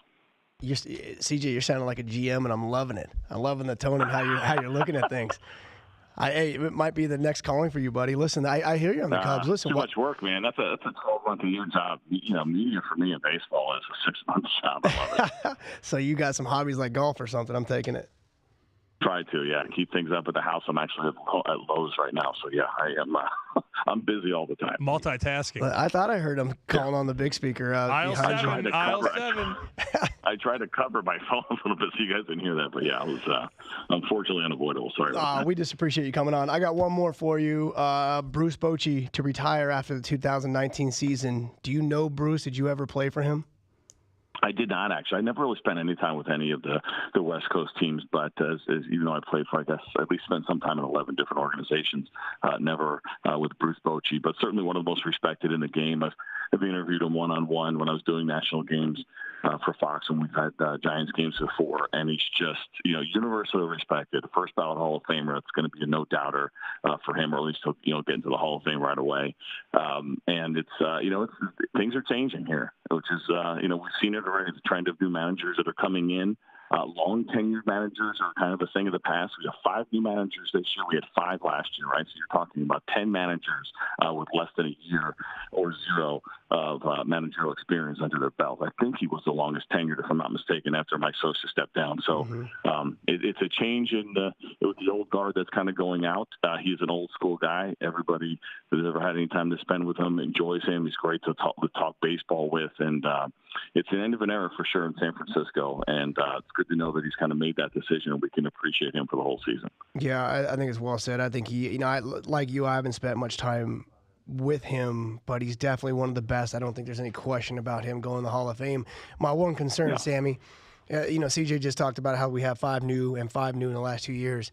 Anytime things start to go south a little bit, you automatically feel like you have to make a change, but we've seen what happened with Bochy over the years and La Russa. When you get these good ones, sometimes you just have to weather some storms and you have to just go with it. So I hope that if we do find great managers along the way, they do give them a little bit more time and not just gut them right away. But, it is what it is. Think about the Cubs situation. I was just going to go there. They're ready to blow Madden out. They're ready to get him out of there. It's crazy. Like, no extension. Nobody wants to talk about it. He went from, being everybody's favorite manager. All of a sudden, they have a little bit of an off year. Like, we're not going to talk about extension anymore. Now, he's making a ton of money. He ran into the same situation, or may run into the same situation that Joe Torre ran into, where it was just almost unsustainable to pay him as much as they were. And I think that was part of the Mike Sosa thing as well. I mean, these are a couple of managers that are near the $5-6 million mark.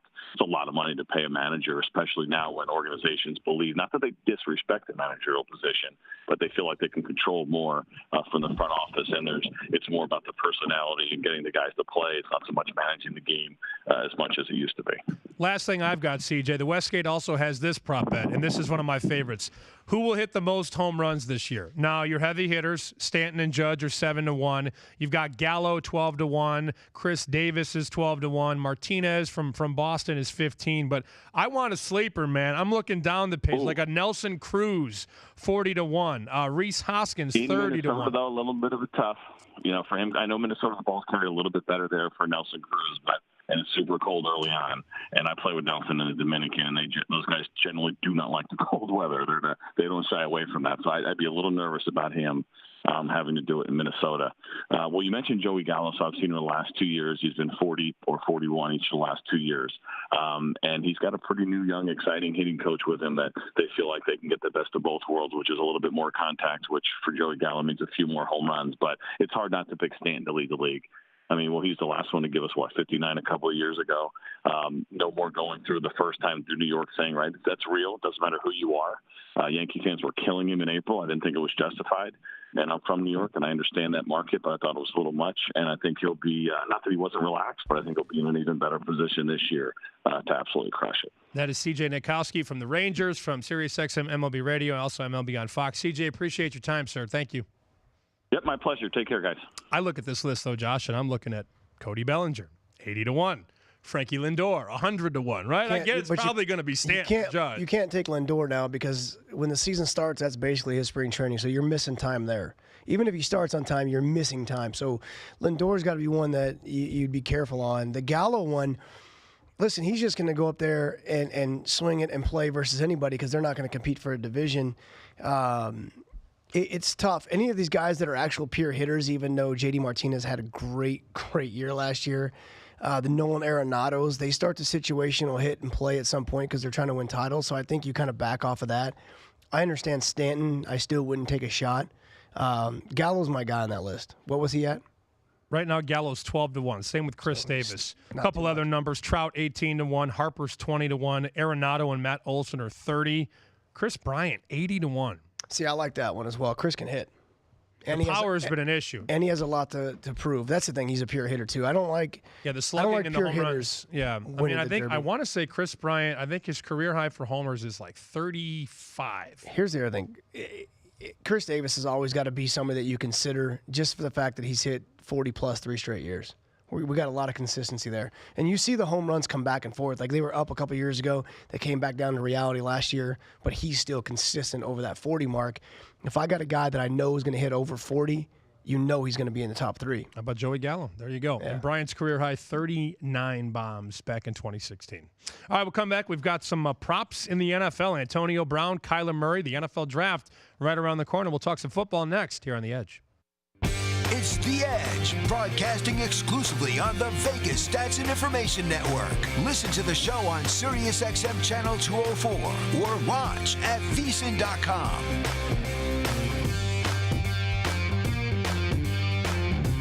If you didn't catch VSiN last week, here's some of what you missed.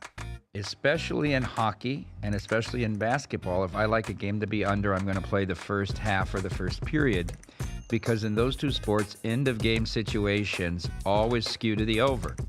The empty net, the fouling. I mean, some of these coaches start fouling with 2.5 minutes left, and they're going to add 35, 40 points to a game that looks like a dead under. You also get overtime becomes a factor that there's a risk to go to overtime to we put a game. We certainly saw in that Carolina-Miami game the other day. That was a dead under, and it goes to overtime. May hits the 3, and then you blow your under. How thin is the margin between Golden State and OKC at this point? Well, I mean, as long as Golden State has Steph Curry, it doesn't matter.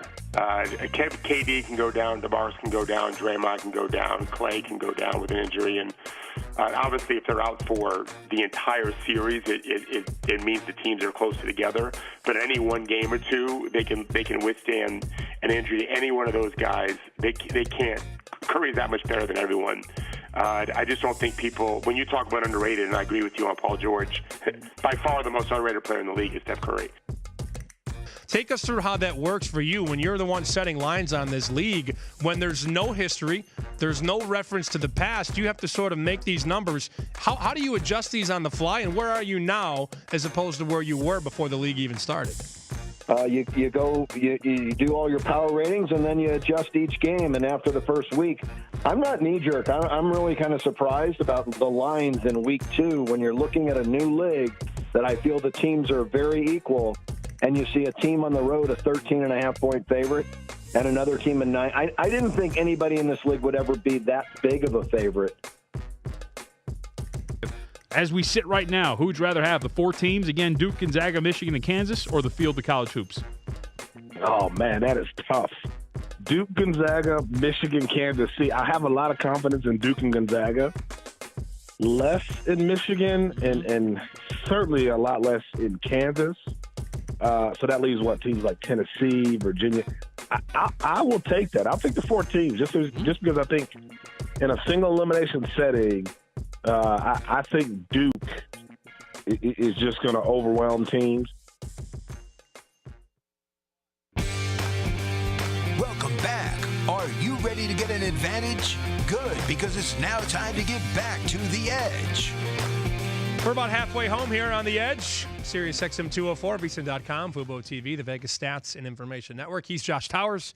My name is Sam Panayotovich. We already have a goal, by the way, in the hockey game. Calgary 1, Arizona nothing. Just pulling it up. Well, I mean, we're halfway through the first period, so we'll take 1. Yeah, 1 is fine. 1-0. Stop right now. Oh, that was quick too. 1:34 in. Yeah, well, 12:20 to go, first period, 1-0. So we're right there. It's going to be a sweat, no matter what. Your favorite quarterback ever, Joe Flacco. Evan Silva had this to say, at Evan Silva from Roto World. Here's what Joe Flacco brings to the Broncos. Recent history of back and hip injuries. He's 34. Salaries of 18.5 and 20.3. Pocket sloth mobility. That's a great way to put that. 6.3 yards per passing attempt over the last 4 years. And he has reached, or the last time he reached 7 yards per attempt was a half decade ago. So old, slow, can't throw it deep, essentially. What does Evan Silva bring to the Broncos? Nothing. All right. The injury, sure. I listen, I'm tired of the age thing. What is 34 in sports? That's about prime these days. Tom Brady won a Super Bowl at 41. Yeah, so the age thing doesn't matter. Flacco's different. He's super slow. He only looks really to the right, and he checks down all the time. His reaction time is not what it used to be. I'll give you that. He definitely took a step back. You never know with athletes and what they do in the offseason and what motivates them and what does not motivate them. Maybe having his job taken from him, maybe being gone, becoming a free agent, well, in essence, a free agent, getting traded to Denver. Maybe this is a wake-up call that he needed. Now he has to go fight for a position or he's going to get released. We don't know. I've seen a lot of players be in the situation and come back better. I've seen a lot of players in this situation not come back at all. I know what Joe's done. I watch him on a daily basis. It's obviously our team in our house. He has a skill set that I don't think the Ravens really utilized too much, and they allowed him to become this one-dimensional player. And I'm curious if there is something else in there. It's up to the Broncos to get it out of him. He could be good. He's never going to be great, but they haven't really had much, so he's not going to hurt them. But I'll tell you what, if immediately in camp you see the same things that we started to see in Baltimore, then yes, you have a problem, and it's probably not somebody you're going to keep. And you better shore up that offensive line, because if he feels pressure, he's going down. He's not able to escape for sure. I did see Jay Kornegay, by the way, when they signed him. People were tweeting at Jay because Jay's a diehard Bronco fan. They didn't move the win total, and they didn't move any of the future numbers. It didn't. It's not one of those plays for sure. I understand that. It's just like he goes to the right, and if it's not there, then you're right. He kind of goes down, or he takes off and takes one step, and then he kind of goes down. He never really gets through his progressions. He never gets to number 2 or number 3. That's something that I think he needs to work on more than anything, and hopefully Denver can help that out. Or maybe when he drops back, maybe keep his eyes on the middle of the field so that he has his peripherals and he can see to his right or left and have more options to throw to. But the last couple of years, that's the complete opposite of what he's doing. He really just stayed to his right, and then nothing else existed. So it was very difficult at times. But we know there's a skill set. We know that he's a veteran. We know he's won a Super Bowl. So he does have some of these stuff that you cannot teach, which is a possible bonus. And is it going to cost them very much? No. Right. Well, big salaries, but I mean, if they make the playoffs and get back in, I mean, I'm not too worried about NFL salaries. Owners have money. Yeah. I'm not too worried about it. Here's some things you can bet on globally. We'll start with Antonio Brown. Where will he be game number 1 in the forthcoming season? Arizona Cardinals? Question mark? What are they going to give up? Plus 450. They are favored right now. Then the Packers at 5-1. The Niners are a very popular team. A lot of people I've read saying that that would be maybe a very possible landing spot. So the Niners are 5-1, Dolphins 11-2, the Colts 7-1, the Raiders 7-1, and then the Cleveland Browns 12-1. Here's what I can guarantee you: he's not going to end up anywhere in his conference or his division. So cross the Ravens out. If Cleveland's on there, you say cross them out. Steelers are 12-1, by the way. Yeah, cross them out as well. None of those are going to happen. New England pushed hard to get Odell Beckham, and I think, if I'm not mistaken, they still are pushing kind of hard to get him. So at this point, why wouldn't you turn your attention to get Antonio Brown, who's obviously maybe the best? I say second best. Julio Jones is the best to me.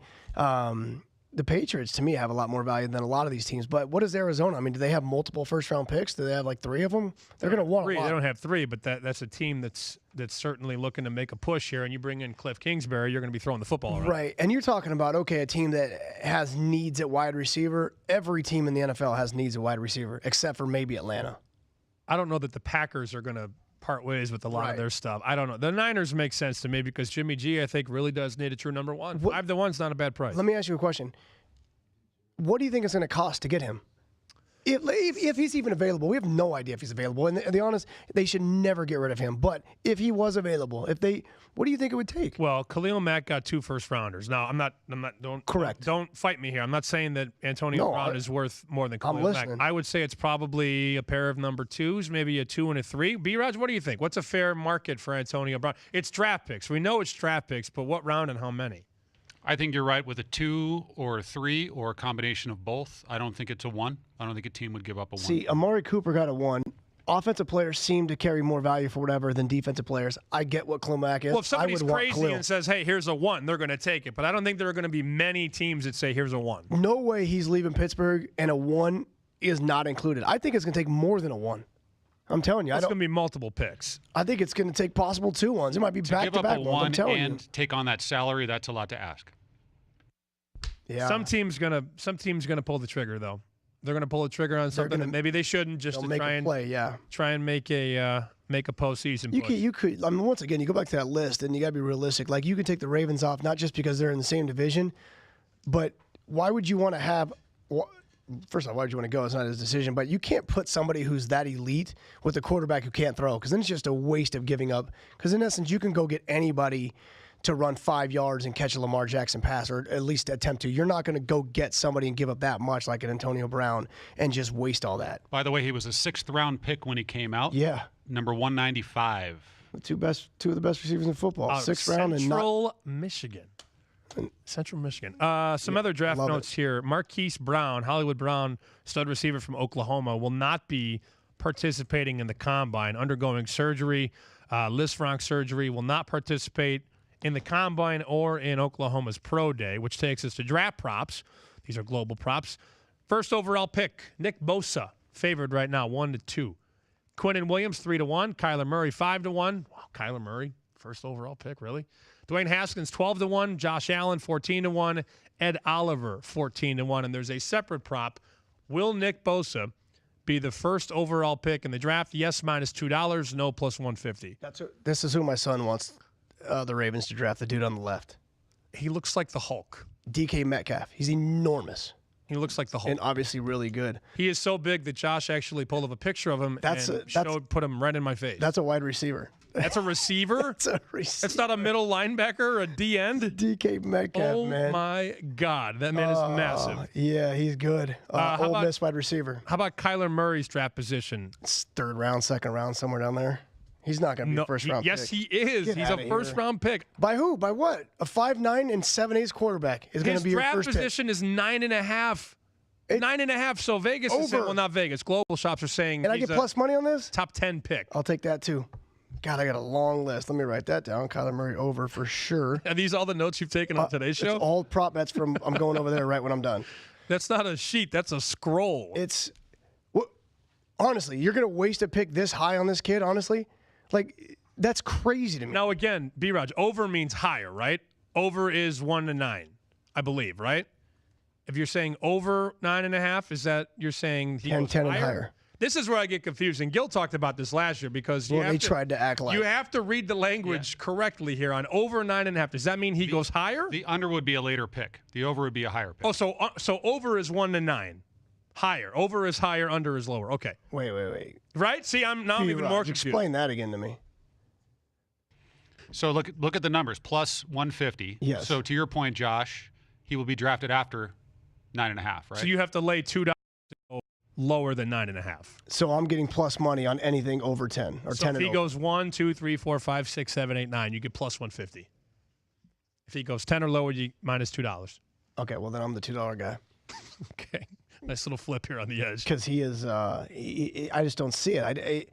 Listen, everybody talks about the Cardinals, and I get what Kingsbury said, 3 years ago? If I had the number 1 pick, it would be Kyler Murray. Well, he's got it. They're not going to draft quarterbacks back-to-back drafts like this. They're not going to turn their back on Rosen that fast for this.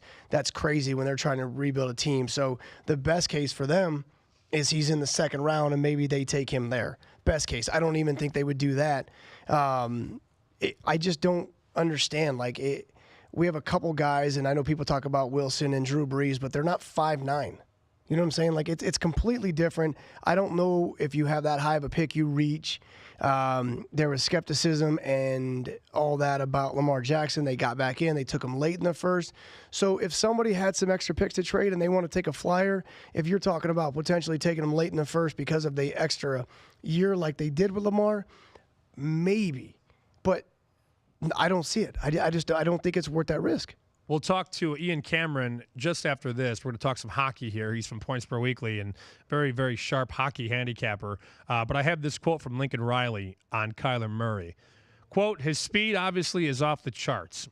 He'll be the fastest quarterback in the NFL by a long shot the day he walks in the door. But on top of that, I think the things as a runner and the athletic ability he brings, his elite quickness, will be very important. And then Lincoln Riley adds this about his former quarterback. I know this is high praise, but it's kind of like a Barry Sanders effect. Yes, he's small for the position, but athletic and smart that you can take big shots.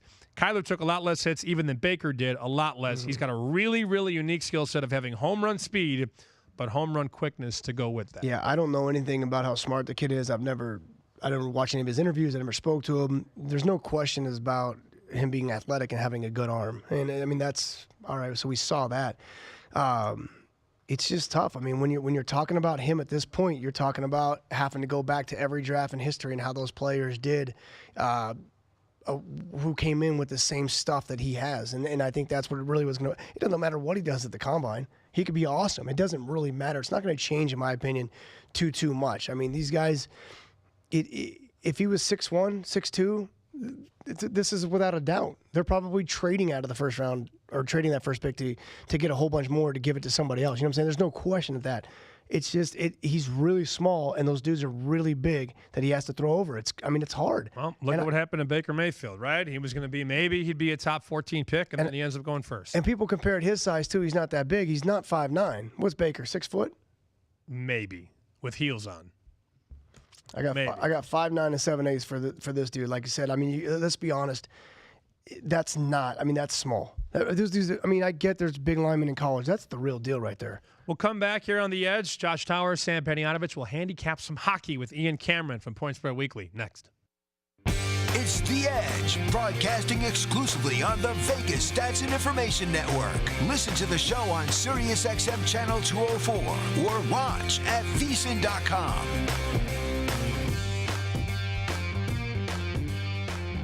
If you didn't catch VSiN last week, here's some of what you missed. Well, you have to anticipate the market, right? I mean, I thought that when the people start giving out their plays to the sharp guys and they're looking at unders here, you could anticipate this game was going to be bet down, that the number might have been a little bit high. If you think the number's low, then you want to wait. You want to get as much value as you can. I bet teams in the number. I bet them at a wrong price too. It happens just as often as it doesn't. But you're doing what pros do, Mike, and that is you make a number. You have a number in mind, and you compare that to what's hung. And then you shop.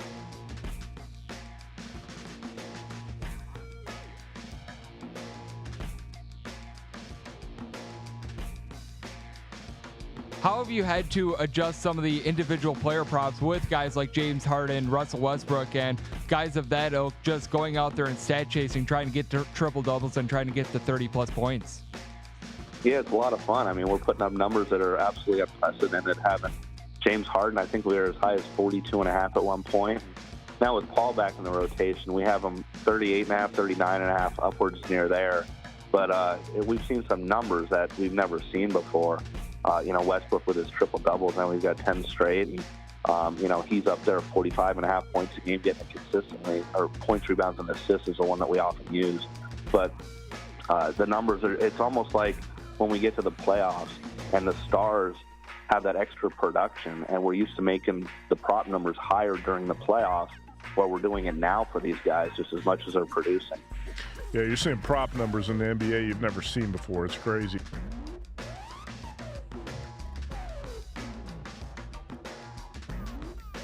I think it went into the third overtime, and they're still playing a game, and here comes Kenny back into Del Mar, and he has a gun. And Kenny pulls out the revolver, points it at the TV, and empties the 6-shooter in the TV. Shoots the TV out. Shoots the TV out, and everybody obviously is, stunned and looking at this crazy guy. And Kenny just looks around at the crowd and says, "That's the last game that's going over on that TV," and walks out of the joint.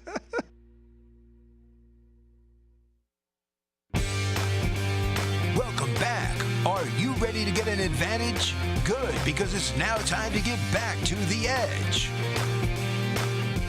Ian Cameron, we'll get to in just a second. I just got an email, though, from the Westgate about their odds for the WGC in Mexico City.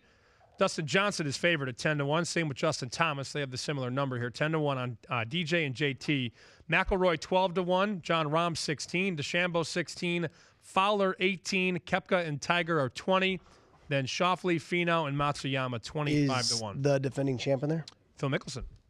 He was not on this list. No, there he is, 30-1. Oh, okay. 30-1 Mickelson. That just seems to be his going rate these days. He's playing well, too. Yeah, 20, 25 for 30-1.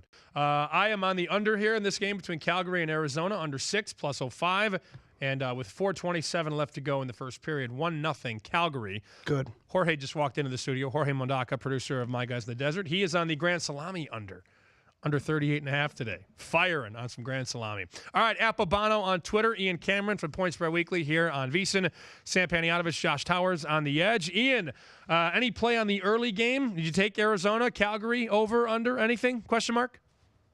It's great to have an early afternoon game on a Monday. It's, of course, it's various provincial holidays across the country. Everybody's got a different one, so that's why there's an afternoon game in Calgary this afternoon. I'm actually on the over in this game because Calgary has been, I think, 20-6 to the over at home this year. I mean, they have been absolutely remarkable in terms of high-scoring games, particularly on home ice. And it's just been – there's a few teams that have been that way. Calgary's won at home. They've been a huge over team. Chicago anywhere in any rink on any night has been a huge over team. But those two stand out. But early in the game, 1-0. And Arizona is a team to watch out for, I think. I really do. They battled injuries, and yet there they are, right in the mix still, trying to get a wild card spot in the Western Conference. Got to be impressed with what Rick Tockett's done with such an undermanned team. How about the Lightning and the Blue Jackets? This will be 4:35 on the West Coast, 7:35 out east. You've got the Lightning on the road. South Point's got 145. Nuggets got 150. Ian, this opened up 125, so there's been a push on the Lightning here on the road in Columbus. The total currently 6.5. Yeah, it should be a good game. It really should, Sam, because you've got Tampa Bay. I don't know if you want to call it a swoon, but they had a little period of time, I think, a few weeks ago where just, offensively they weren't totally in sync. Oh, those days are gone again, and they're right back to being and showing people why they're the number one scoring team in the NHL. They've been absolutely terrific. 5 straight victories after back-to-back losses against Vegas and St. Louis. They've played great. They've filled the back of the net. They've gotten some very good goaltending as well these last couple games. Shutout wins against Dallas and Montreal, 6-0 and 3-0. So very difficult team to get in front of right now. Columbus, they're still playing pretty good for the most part, but there's still some issues, off the ice with this team. The future of Artemi Panarin, the future of goaltender Sergei Bobrovsky, 2 guys that have made it known that they're maybe looking to test free agency and look to continue their careers elsewhere after this season. So this next week or so is going to be interesting dynamic to see if Columbus can bring that good performance to the ice and sort of block out all the stuff that's swirling around and question marks surrounding 2 of their better players, quite honestly, going into the trade deadline. So it's an interesting game. Personally, it would be Tampa or nothing for me. I'm just one of those people that when I'm looking at one of the elite teams in the NHL, they're feeling it. They're on the run that they're on. I'm not looking to make a case to step in front of them. Hey, Ian, I got a question for you. So when you're looking at games and you're breaking these down and you're talking about handicapping and trying to find which side you like, in this particular case, what do you see more? Like, where do you lean more? And I'm gonna give you an example on Columbus in this particular game. They've won 5 of their last 6. 2 goals, 3 goals, 0 goals, 3 goals, 2 goals. They've been playing fantastic defense, fantastic offense.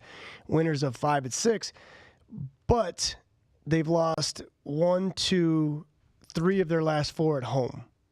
So do you look more, and this is all within a 10-game span as well, so Do you look more at the 5 and 6, or do you look more at they lost 3 in a row at home or 3 of the last 4 at home? Where do you put more stock in? It's a combination of things more than anything, Josh. It's really current form is very important. I mean, the streaking teams, the surging teams, you don't step in front of the falling knife. Right. It's one of those terms that I've often heard, and I often think in the back of my mind when I'm looking at teams that are on over-under streaks. Oh, they've gone over the total 8 straight games. Well, I'm not betting under then. I'm letting the streak play out. I either ride the streak or not. It's sort of like that now when you look at Tampa Bay. They've won 5 in a row. I'm not willing to go in front of that. With Columbus, current form I think is a little more important to me than their poor home record as of late. I like the way they played. I mean, it's almost like they had to get on the road and start to realize that, hey, we got to, clean some things up. Got to certainly play better defensively. That's been part of it during this stretch where they've won 4 of their last 5. They've gotten some saves. Bobrovsky was not sharp about a month ago. There was a point where things were so bad, he got pulled from a game. He was angry, he got pulled. He sort of gave John Tortorella the stink eye. He didn't like it. They suspended him for that one game, and then they brought him back, just basically to simmer down and say, hey, we need you, but we can't have you doing that kind of stuff. And really, since that time, he's been a lot better in net. Although it's important to note for anyone looking to bet this game, it's Joonas Korpisalo in net for the Columbus Blue Jackets tonight, not Bobrovsky. So he hasn't started in quite some time. So interesting to see how he plays. He's actually played better, Korpisalo. He's a guy that really didn't play well early in the season. A lot of his more recent starts have been better. So Korpisalo gets the net tonight for the Jackets.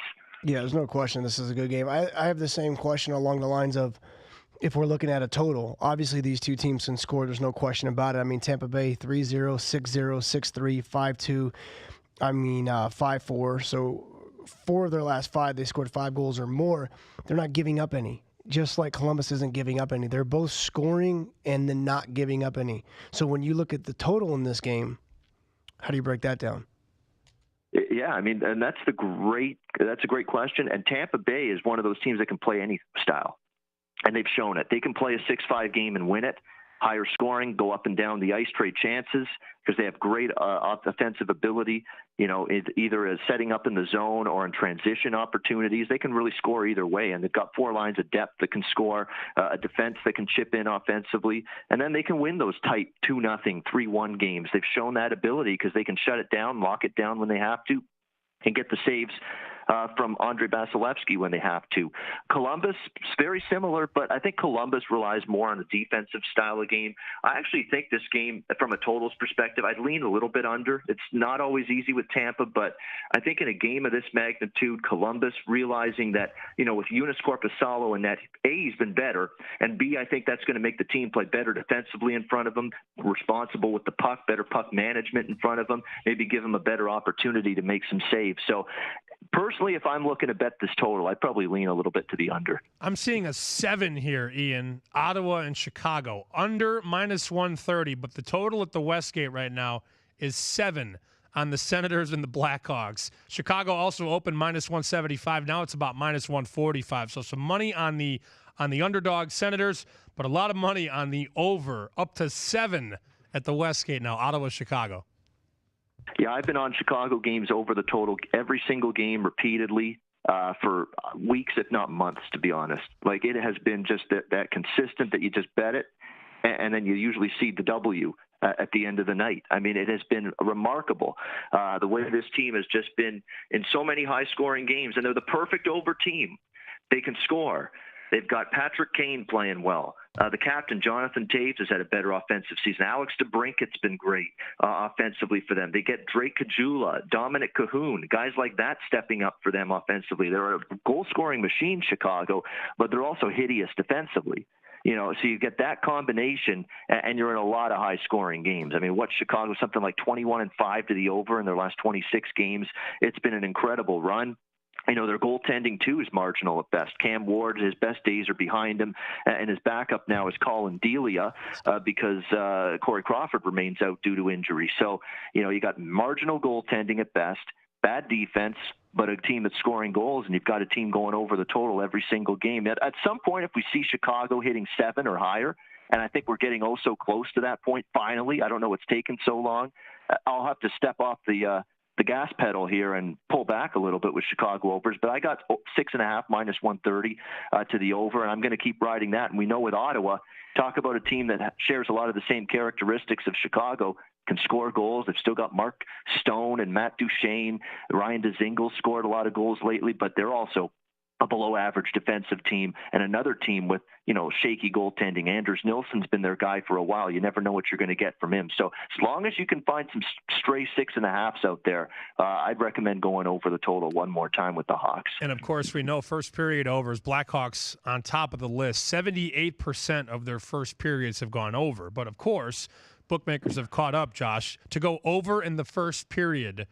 Minus 240 over 1.5. Well, that's all I think we've been talking about, and not me in particular, but VSiN. I mean, we know Mike Palm talks about these overs in the first quarters all the time, or the under. So he's been high on that, and I think it's been getting a lot of attention lately.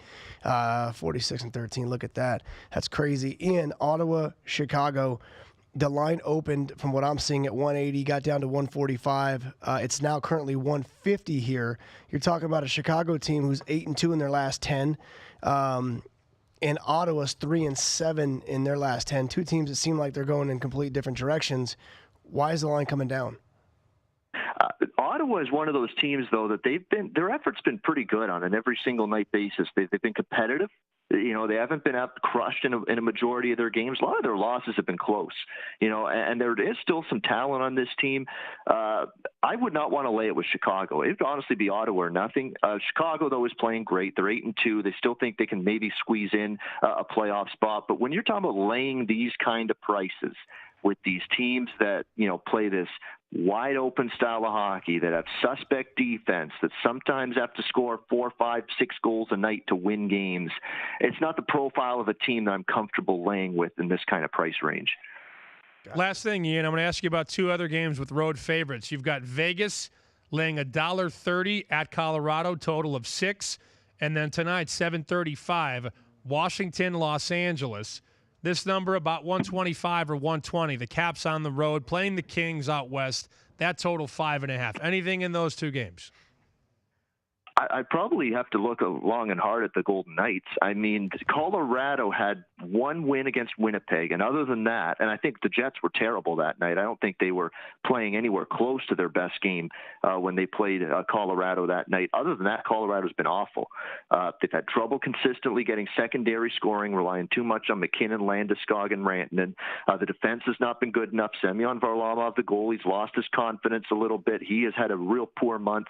All of those things are conspiring against Colorado, and a shutout loss, albeit a red-hot St. Louis team that shut them out on Saturday. But it's a team that's been on a downward free fall for the better part of the last month. Vegas needed a win in the worst way against Nashville. They had a terrible homestand.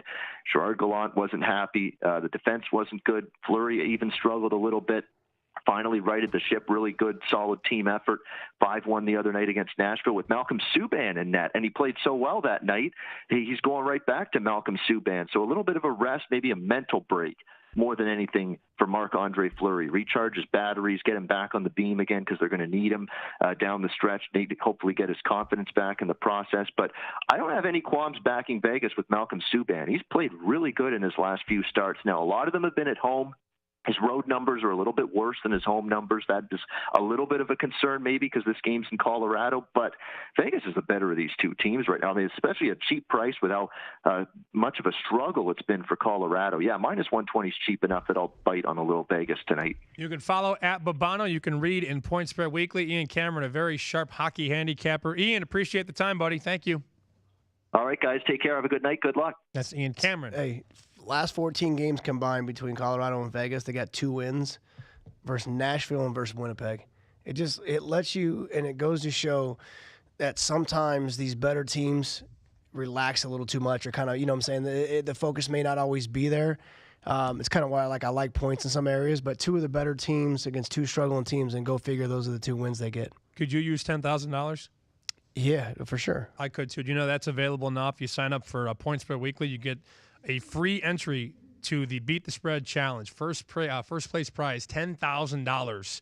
The third annual Beat the Spread Challenge. Details, VSiN.com/subscribe. Point Spread Weekly comes out this week as we prepare for the push to the March Madness. AAF, Alliance of American Football, Favorites haven't lost straight up. They're 6-2 ATS, and there's a new favorite in the futures market, almost even money. Details next here on VSiN. It's The Edge, broadcasting exclusively on the Vegas Stats and Information Network. Listen to the show on SiriusXM Channel 204 or watch at VSiN.com.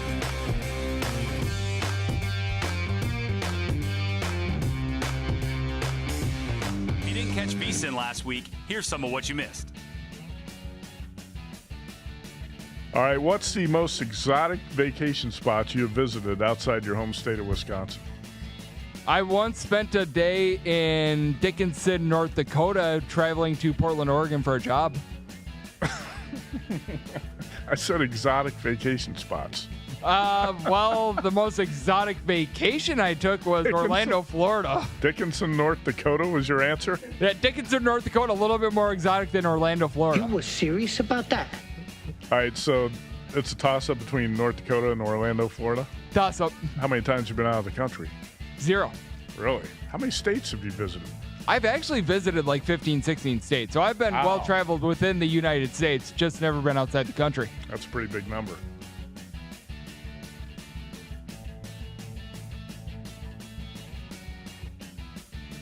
With this being a do-or-die situation and not like the NBA, a 7-game series, I think you should be hedging because you can get these teams at 100, 200 to 1, 500 to 1, and if they can make a run to the Sweet 16 or the Elite 8, you actually have some options. So I'm more of a fan, specifically with college basketball, to start to hedge as the tournament gets a little bit deeper. So I will be doing some hedging, certainly on some of these teams like Maryland, Purdue.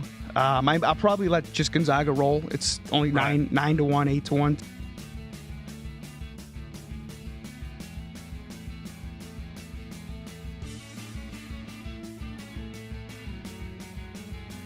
The phrase has been thrown around, Michigan peaked too early. How do you react to that? What does that mean, man? Right. Can somebody tell me what that means? I legitimately have heard in sports my entire life, and I don't know what that means. Peak too early? Like, what does it mean? You're either good or you're not, right? Like, that's the bottom line. And yes, against Penn State last night, I don't know what happened. That was just a weird game, and then Beeline gets tossed, and it has just got weird, right? Yes, they lost on the road to Iowa. Yes, they lost on the road to Wisconsin. And those are some tough losses. But everybody, slow down. They beat Villanova by 27 points.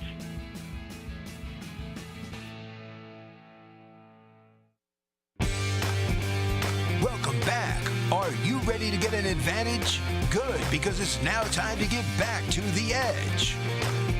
The big dance is around the corner, and PropSwap wants this to be your most profitable tournament yet. PropSwap is a marketplace where you can buy and sell active sports bets. Think of it like a stock market, but for betting tickets. You could buy low on a team with long odds, then sell high for a big profit. Last year, a guy named Larry bet $10 on Loyola and then sold it for $1,000 4 games later. And as Brent always says, cash and tickets, it's what it's all about. So let PropSwap turn your tickets into cash.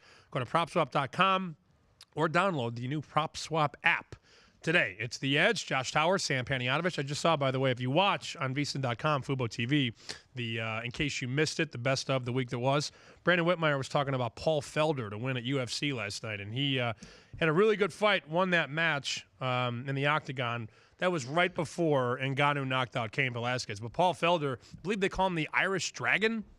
Hell of a nickname. And he won, so that was Brandon's favorite UFC bet all year. Did you see Barberena and Luque fight? That was a great fight. Maybe the best of the season. Most punches landed, obviously, in the history of any 3-round fight. It was unbelievable. And those dudes just, just toe-to-toe. And they both tried to finish swinging, and then obviously one finally landed. Barberena took some punches. He dished out way more. He was going to win on decision, by the way. One too many to that jaw and put him out. But, man, what a crazy fight. The AAF has been very chalk-friendly so far. So 8 games already. Favorites are 8-0 straight up, and they are 6-2 against the number. How about the home teams? 6-2 straight up, 6-2 on the road, and the unders, Josh, are 6-2. Now, the bookmakers will adjust. I was Just going to say that. They're to you. going to adjust. So far, the favorites 6-2 against the spread. The unders are 6-2. So this is the week 3. Now that they got a little info that I think we take the points because they're going to over-adjust. As a betting public, we love to bet the favorites and overs. That's not going to continue to happen. This might be the week that you take some points, buddy. Orlando looks really good this year. What team is what team's Hackenberg on again? Oh, I don't know where Hackenberg is. Betting against that team every time. Hackenberg's awful. Don't bet on Hackenberg. No, never betting against him. I just love the fact that he's still throwing the football. The Apollos, again, a lot of that. points. They scored 37, and they covered on the road, laying the 5. The Orlando Apollos right now at the Westgate are plus 150. They play in Orlando, too. It's great. I need some stats here. They got some... Did you just tell me that the Orlando Apollos played in Orlando? No, I'm saying I love that town. It's great. How do you not... Yeah, they play in Orlando. How do you not enjoy playing when that's the city you live in? But that's a very, very short price on the Apollos. Plus 150 to win it all. Hot Shots from Arizona, 2-1. And then you've got the Birmingham Iron at 5-1. So the market continues to permeate. You're definitely saying that as if I know those are good numbers with the AF just started. I'm just saying. You only have 8 teams anyways, but to have a team almost plus 150, that's pretty telling. All right, Ron Flatter has an update. We'll talk some college basketball Monday and Tuesday. Not a big slate tonight. Eric Waz next from Better IQ. It's The Edge, broadcasting exclusively on the Vegas Stats and Information Network. Listen to the show on SiriusXM Channel 204 or watch at VSiN.com.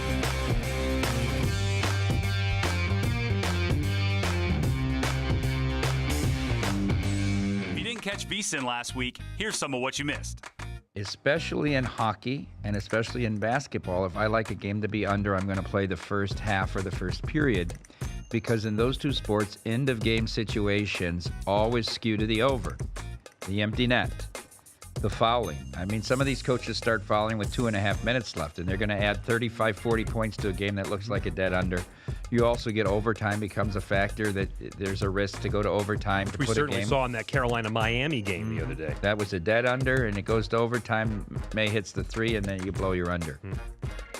How thin is the margin between Golden State and OKC at this point?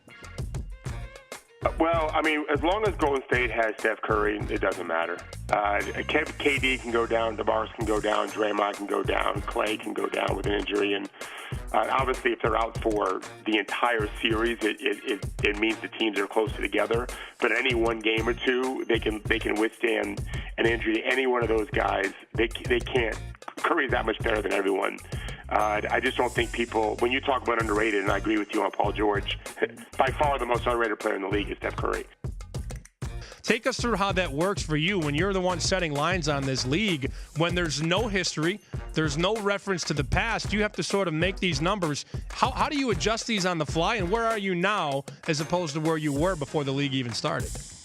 You do all your power ratings, and then you adjust each game. And after the first week, I'm not knee-jerk. I'm really kind of surprised about the lines in week 2 when you're looking at a new league that I feel the teams are very equal, and you see a team on the road, a 13.5-point favorite, and another team in 9. I didn't think anybody in this league would ever be that big of a favorite. As we sit right now, who would you rather have? The 4 teams, again, Duke, Gonzaga, Michigan, and Kansas, or the field of college hoops? Oh, man, that is tough.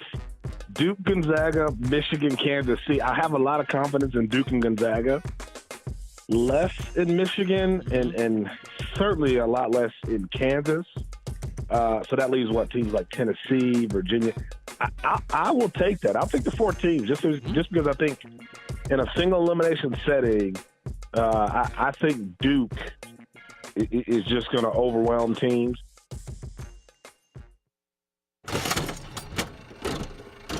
I'm Ron Flatter with your VSiN Action Update. With the NBA off for 3 more nights, and unless any coaches get fired between now and then, Luke, the colleges have the basketball stage to themselves, including tonight when number 3 Virginia goes on the ACC road as 5-point favorites against Virginia Tech. 22nd ranked Wisconsin is favored by 10 at home against Illinois. It's number 23 Kansas State -7 at West Virginia. On this President's Day, the NHL has a matinee in the land of prime ministers. Calgary -240 hosting Arizona. First intermission, Flames lead at 1-0. Expected to go in the top half of the first round of the NFL draft, wide receiver Marquise Brown will miss next week's combine at Indianapolis. A foot injury will also keep Brown from taking part in Oklahoma University's Pro Day. But ESPN reports that Brown is still expected to be ready for training camp wherever he lands. Odell Beckham Jr. could have been traded last season from the Giants to the Patriots. That's what Chris Sims is saying on Pro Football Talk, that New England was the team not mentioned in the gossip that seemed to swirl at the time around the Rams and the Browns. The 2-0 Orlando Apollos have shortened from 2-1 to 3-2 favorites to win the inaugural championship of the Alliance of American Football. The Westgate Superbook USA keeps Arizona at 2-1. Birmingham goes from 6-1 to 5-1. Then it's San Diego at 8-1. Baseball. The San Francisco Giants said that Bruce Bochy will retire after this, his 25th consecutive season as a Major League manager. This will be his 13th with the Giants, where he's won 3 World Series this decade. It can help you win now and at tournament time. Your subscription to Point Spread Weekly. You get handicapping angles, insider analytics, and the best bets from our college basketball experts. Get Point Spread Weekly as part of our all-access package. It includes VSiN's live and archive video. It costs just $240. That's less than $5 a week. And it automatically gets you into our Beat the Spread challenge at tournament time, when you could win $10,000. Find out more and get your free trial at vsin.com/subscribe. More of The Edge now here on VSiN. In every game that takes place, someone has an edge over their opponent. And sports gaming is no different. Whether it's the house or patron, we'll tell you who has the edge for this week's matchups. And now, broadcasting live from the VSiN studios, it's The Edge, only on the Vegas Stats and Information Network. Just after 2 o'clock here on VSiN, and Ron Flatter was talking about the 9 race at Oak Lawn Park. He was talking about Bankit, and the morning number on Bankit was 10-1. He was saying possibly a win and a place bet, but Ron's going to have a final answer for us coming up after 3 o'clock. He's saying Bankit. Bankit, yes, B-A-N-K-I-T, Bankit. And Ron, of course, will talk a little bit more horses with you coming up at 3 o'clock. He's on the desk here for my guys in the desert. Yes, he is. So let's bank it on Bankit. I'm gonna maybe. Well, you asked him, are you any good at this? And he said, I do okay. Well, yeah. I mean, he's obviously knows more about horse racing than anybody I've ever met, and it's really cool. And I don't know how much Ron really bets or not. So I was asking, like, when you fire, how do you do? I'd be firing a lot if I had all that information. I tell you that much. When this game wins for you, are you going to roll it on Bankit? No, I'm not. All of it? No, not all of it. I have to give you half, remember? Yeah, only if they win, you have to give me half. Got Calgary and Arizona. Second period just underway. 1-0 the score, and the show bet was under 6 at plus 105. That's the play. Good start. Good start for sure. No, I think that's the play to roll it on Bankit. You're nuts. All right, let's go out to the phones here. Eric Waz joining us now, professional bettor here in Vegas, and he runs the show at betteriq.com. Waz, it's Sam and Josh. How are you, man? Happy Monday. I'm doing great, guys. Other than the fact that shovel a little snow this morning here in Las Vegas, everything else is going well. And on top of that, you had to shovel snow, and we have maybe one of the worst college basketball cards of the season. This is not pretty. Not a lot of opportunity that I can find on this board.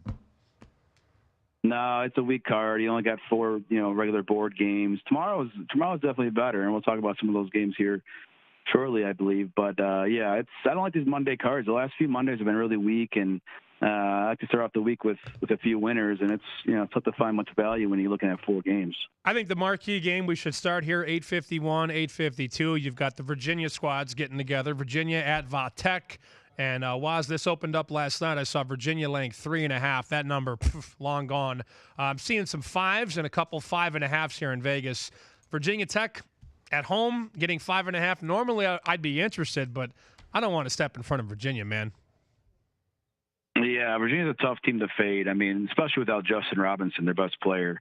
I almost think the lines makers in this game kind of forgot that Robinson's out, because the 3.5 number directly relates to KenPom, and KenPom always assumes both teams are healthy. They don't take into effect injuries. So I think they kind of missed that one, and he's worth at least 1.5, 2 points to the spreads. I think that's why you're seeing the move here. But I don't like fading Virginia. I tell people all the time, you bet Virginia every single game, throughout the regular season, not the postseason, the regular season, you'll do okay. I think that you're up about 20 units the last 2 years betting them blindly in the regular season. But it's a good spot for them. I mean, they're really good as short road favorites. I think they're 13-4 against the spread on a little run here as road favorites. Coming off a lackluster performance against Notre Dame. They won the game. It was tight, though. I mean, it looked a little scary there down the stretch. So Tony Bennett usually has his team bounce back nicely, and Virginia Tech, like I said, a little hobbled here without their best player. And they're only 3-2 without Robinson, and during that stretch, 61.6 points per game only for Virginia Tech. So they're going to have a tough time scoring against one of the best defenses here in the country. There's no question about it. I'm glad you said blindly too, because we were talking about it earlier against the spread. Virginia 17-7. They're 8-2. The last 10 against the spread. Do you sometimes, is it just a blind play knowing that they're good versus, I mean, I don't know how many other teams in the country are this good versus the spread. And then you got obviously the number 3, the number 4 ranked team in the country this good. Do you sometimes, is it just a blind play regardless because of undeniable numbers like that? Yeah. Yeah, I got a list going into each season, and it's about 7 or 8 teams that I know going into the season I'm going to bet just about every single game for them. And I've also got probably 3 or 4 teams, sometimes more, that I'm known to bet against every game, unless something drastic changes, with an injury or something, coach gets fired or something on one of the bad teams. But no, I do that, and I think it's, a lot of people don't like that, like to handicap each game individually, and I do that as well.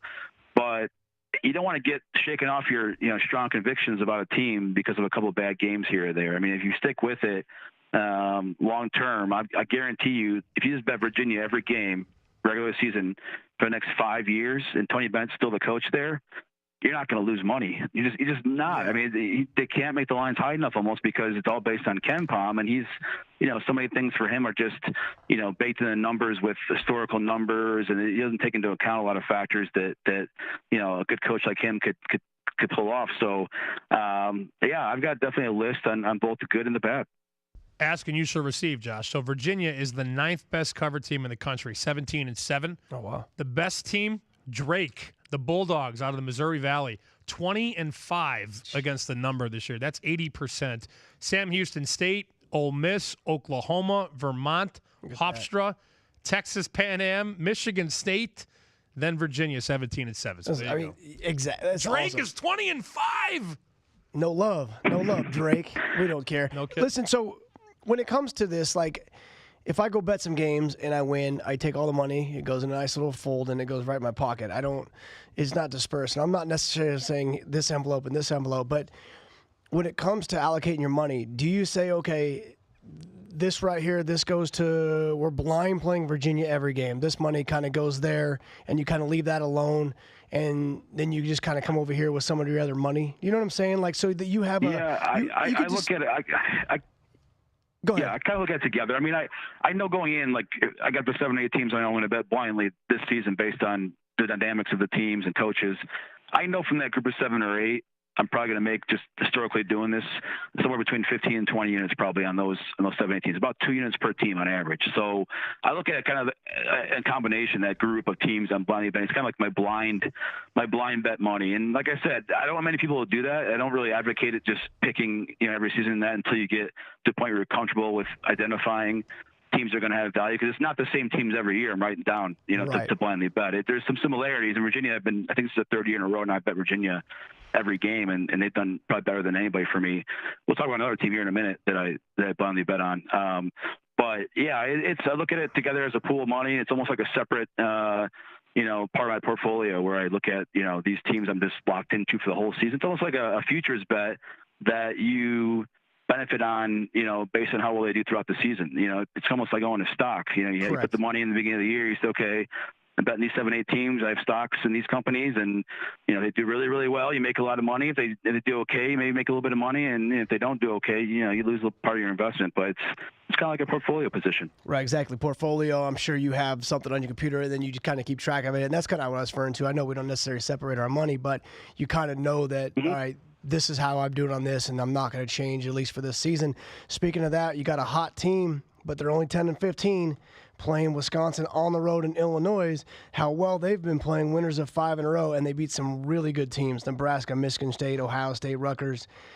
Is this a play that you might be considering today? I know that you said it's not a big or a strong card, but how's your take on this game? I lean towards Illinois. I mean, I didn't bet this game. I like Wisconsin a lot as a team. I actually went into the season thinking they're the best team in the Big Ten. I think they'll last the longest in the tournament, to be honest. I think they had a lot of injuries last year, the Badgers, and a lot of guys missed time, and they had their point guard who, I think I said in the last show, he couldn't dribble to his left the entire season, so teams are game planning them totally differently than they would before. So I expect a lot of improvement from Wisconsin. They've been a lot better.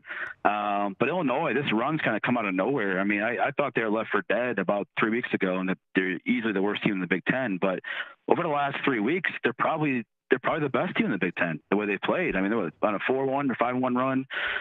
Like you said, beating some good teams. And Brad Underwood, I give him some credit. I mean, he tries a lot of different things. He's not one of those guys who sticks to his guns and says, this is the way we're doing it. I mean, he'll tweak the lineup. He'll change, the different defenses and shake things up. And he's got a formula now that's working, and they're playing really good defense, getting great production down low from Georgie, the freshman. And then, Io as well has kind of come out of his own, and shooting really well. So it's a good balanced team. And, I'll be honest, going into next season, if they can keep everybody they have, they have a lot of young players, freshmen and sophomores. They keep it all together.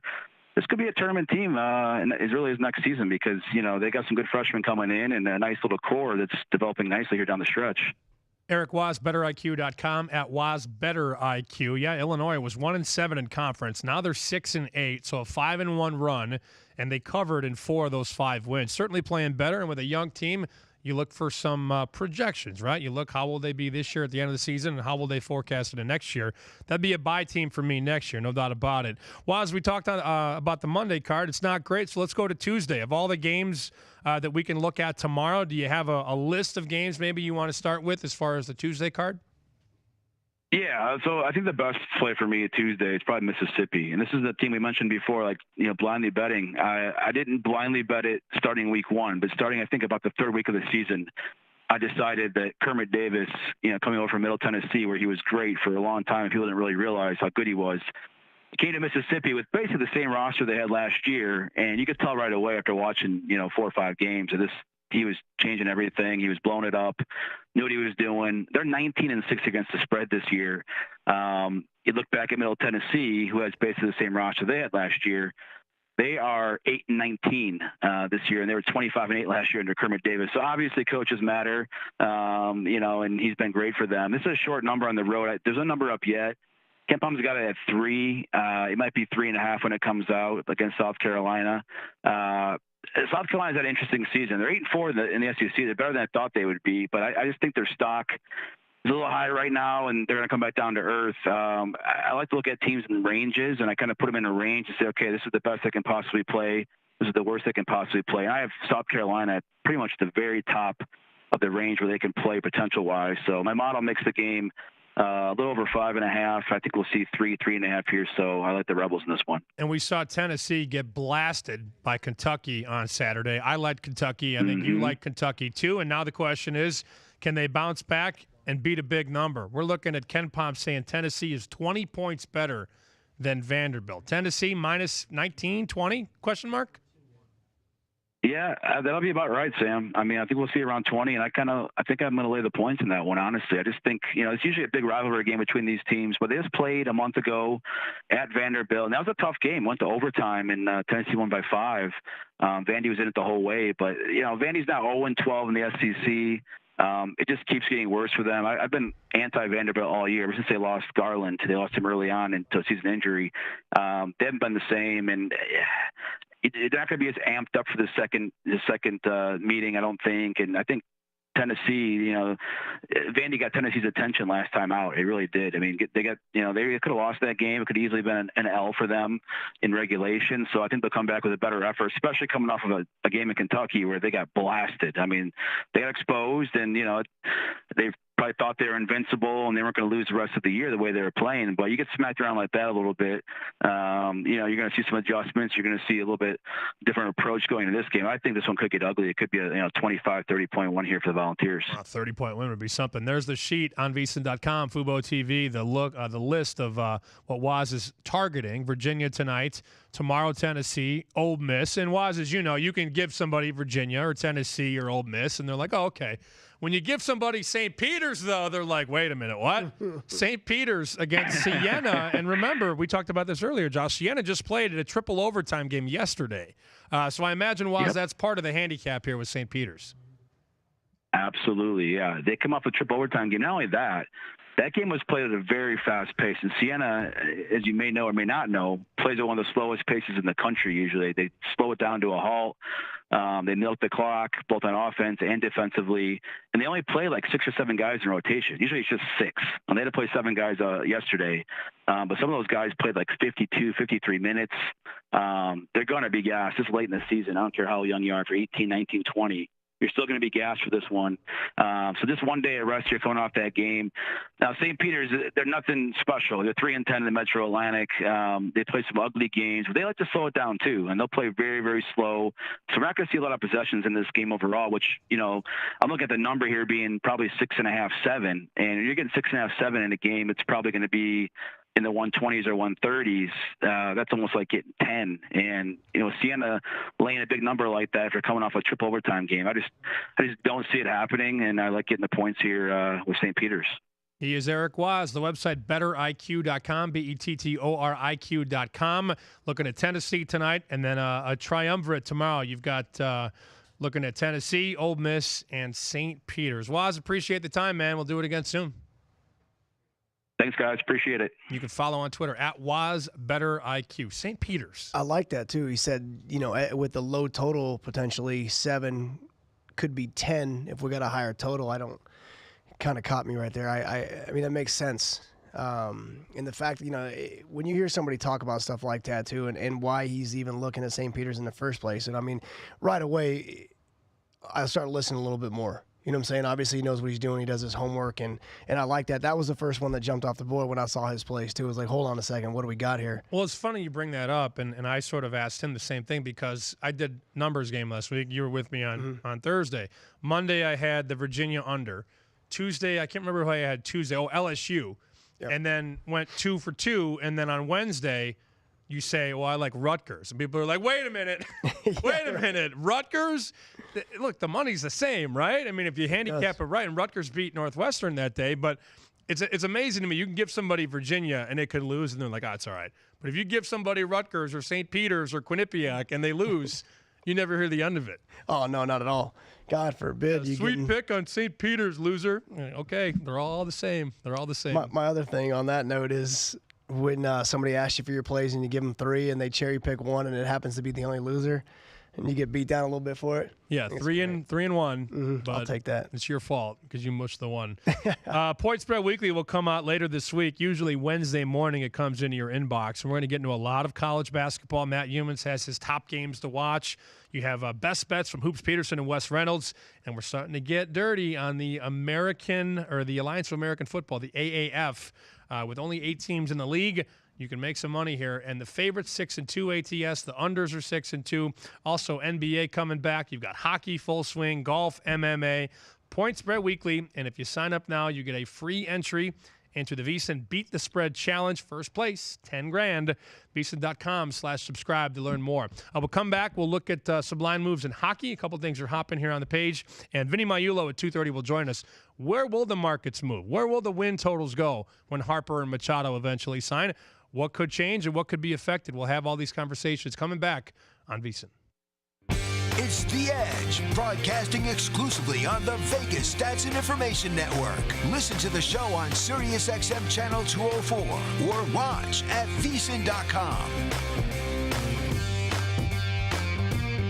If you didn't catch VSiN last week, here's some of what you missed. Well, you have to anticipate the market, right? I mean, I thought that when the people start giving out their plays to the sharp guys and they're looking at unders here, you could anticipate this game was going to be bet down, that the number might have been a little bit high. If you think the number's low, then you want to wait. You want to get as much value as you can. I bet teams in the number. I bet them at a wrong price too. It happens just as often as it doesn't. But you're doing what pros do, Mike, and that is you make a number. You have a number in mind, and you compare that to what's hung. And then you shop.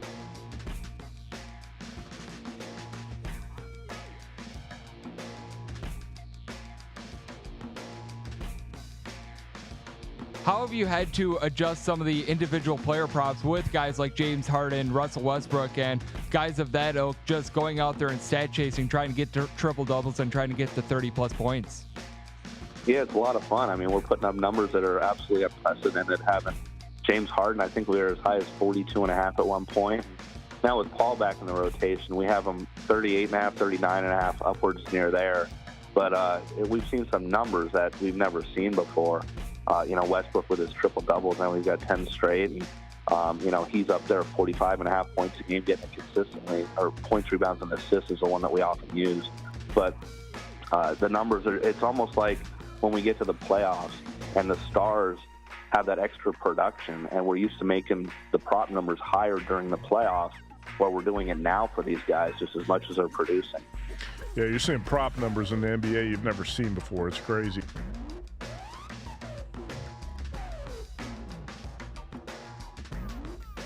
I think it went into the third overtime, and they're still playing a game, and here comes Kenny back into Del Mar, and he has a gun. And Kenny pulls out the revolver, points it at the TV, and empties the six-shooter in the TV. Shoots the TV out. Shoots the TV out, and everybody obviously is, stunned and looking at this crazy guy. And Kenny just looks around at the crowd and says, "That's the last game that's going over on that TV," and walks out of the joint.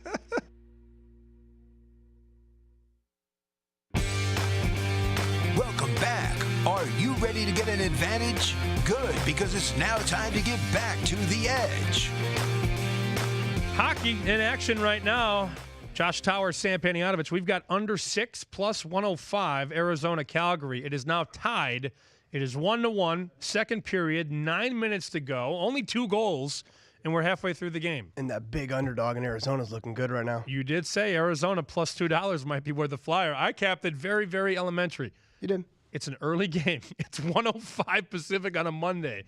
And these guys, I don't think they've been as sharp as they maybe could be. I think a lot of it's with the body clock and the timing. I was going to say, that's exactly. These weird start times really throw you off. I mean, I'm telling you how many times you set your alarm or check your phone on time and you start to count backwards. Okay, the game's at this time. I would stretch at this time. I would eat at this time. And it's like it really plays tricks on you. It's not the easiest thing in the world. Well, your average start when you pitch in the majors, your average start's what, 7:05? 7:05. Okay, so when you had to pitch Getaway Thursday at 11:05 in Toronto.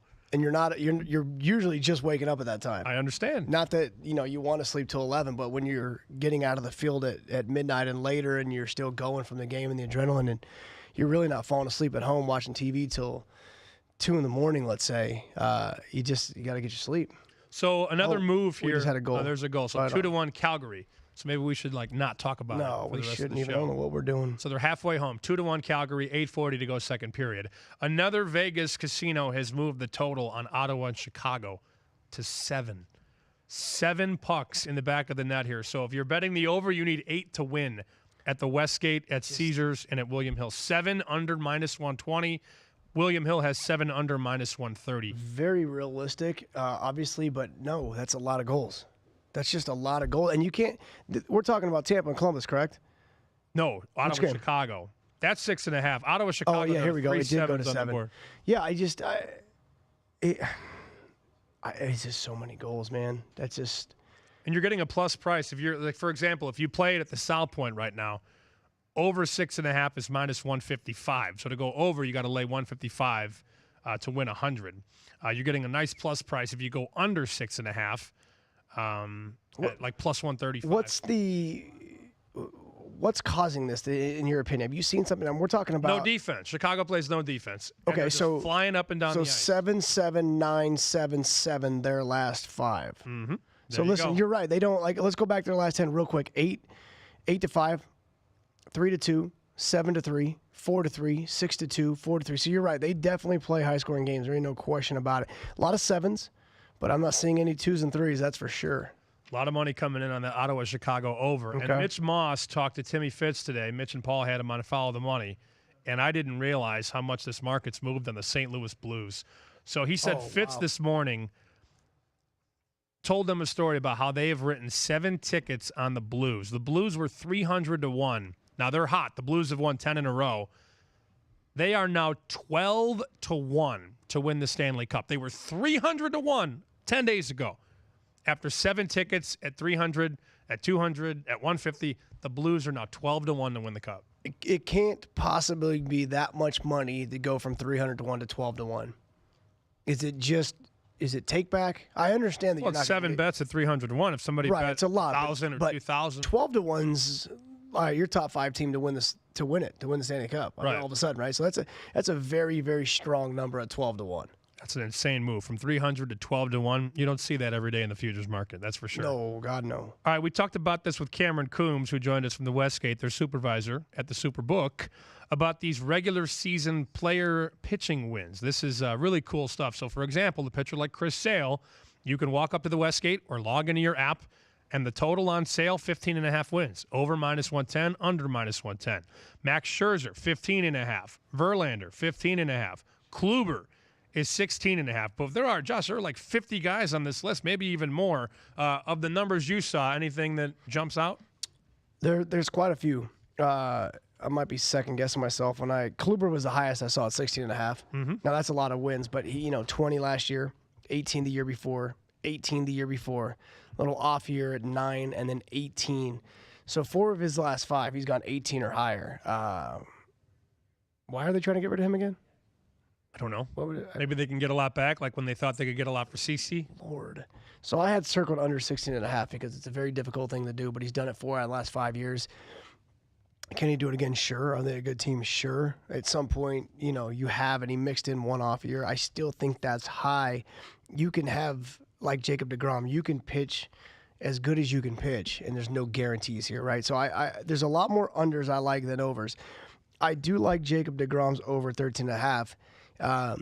He went deep in almost every game. The bullpen had, I think, it was a 7+ ERA when he pitched, and it was like a 4 or 3.5 when everybody else pitched. It was a considerable difference. And He had the ERA of a 20-game winner. Yeah, no, he definitely did. That's what I'm saying. And so they did nothing but improve that bullpen. It's so much better, and the offense is a lot better. So I think we're getting value on Jacob at 13.5. But Chris Sale under 15.5. Once again, he's not a guy that goes 7 or 8. He's a guy that goes 6. He throws a lot of pitches, and especially when guys are patient. And Justin Verlander might be my favorite one at 15.5 on the under. I mean, once again, 16 games is the most he's won twice, and I think in the last 7 or 8 years. And you're putting me right at that number. So we're talking about guys that have seen him a lot more. We're talking about all kinds of different things. And so I'm okay taking the under on that. There's a few I like. I wanted to look up David Price real 13. quick. I saw that number. I want to see David Price. What has he done consistently? Well, he's usually good for about at least 12, 13 wins. I mean, they look at all this stuff, of course. Yeah, of course they do. So 16, 6. Here's my thing. That's what's going.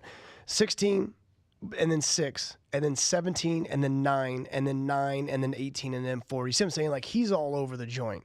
And as far as 30-plus starts, 1, 2 in the last 6 years, right? So I couldn't go over on David Price, even though the number's down to reality at 13. Well, with him, I'm asking for too much. Injuries are always an issue with him. I mean, he only had 11 starts in 17. In 15, he started combined. Well, he started 32 combined. He's been traded a whole lot, too, as well. But you also have to factor in he's on a Red Sox team with an over-under of 97. So I know they take into consideration, you're talking about a full season of 33 starts. You're going to get your no decisions, and you're going to get some blown games. And like I said, wins, that's why I don't like I don't like wins being the number one factor when you're voting for, like, let's say the Hall of Fame or something, because these are things that I can't control. I can't necessarily control wins. I can pitch the best game ever, and our team doesn't score, and now you're talking about getting rid of the pitcher hitting and adding the DH. And now, imagine if Jacob didn't hit last year. He would have lost, I think, like 3 or 4 other games because he happened to drive in the only runs in his game where he took no decisions. So we go to Archer. Chris Archer is 10.5 on the Pirates. I think it's gotten worse. 3, 3, 6, 10, 9, 12, 10, 9, and 1. So you put 10.5 on Archer. He's only won over 10 games one time in his entire career. Why am I going to even consider the over on him? And haven't there been conversations in Boston? I'm looking at a couple other guys here. Haven't there been conversations about Eovaldi moving to the closer role? They're gonna continue to increase these talks too, if they don't go get nobody. Okay, so they lost 2 dudes. His win total right now is 10.5. If he goes to the closer role, he's not getting 11 wins. So these are the things you have to think about.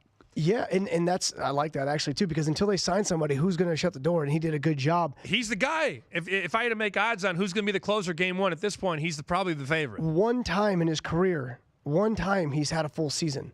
One time, by the way, in his career, he's won more. I think I found my favorite. I know you make a lot of notes. More than 9 games. He's won double-digit games one time in his entire career.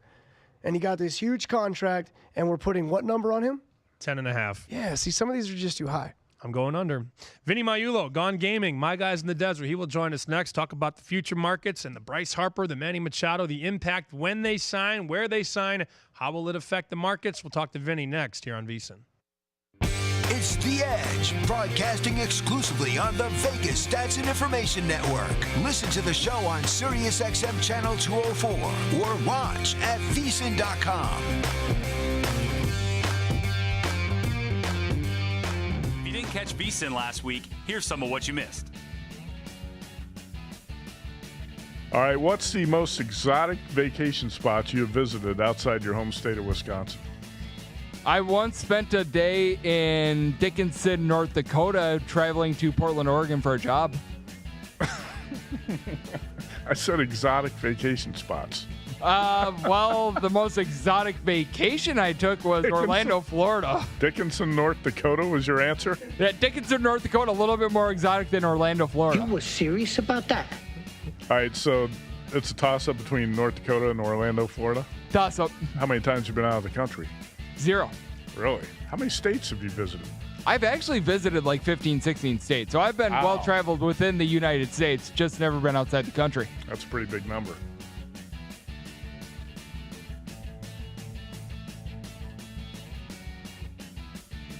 With this being a do-or-die situation and not like the NBA, a 7-game series, I think you should be hedging because you can get these teams at 100, 200 to 1, 500 to 1, and if they can make a run to the Sweet 16 or the Elite 8, you actually have some options. So I'm more of a fan, specifically with college basketball, to start to hedge as the tournament gets a little bit deeper. So I will be doing some hedging, certainly on some of these teams like Maryland, Purdue. I'll probably let just Gonzaga roll. It's only 9 to 1, 8 to 1.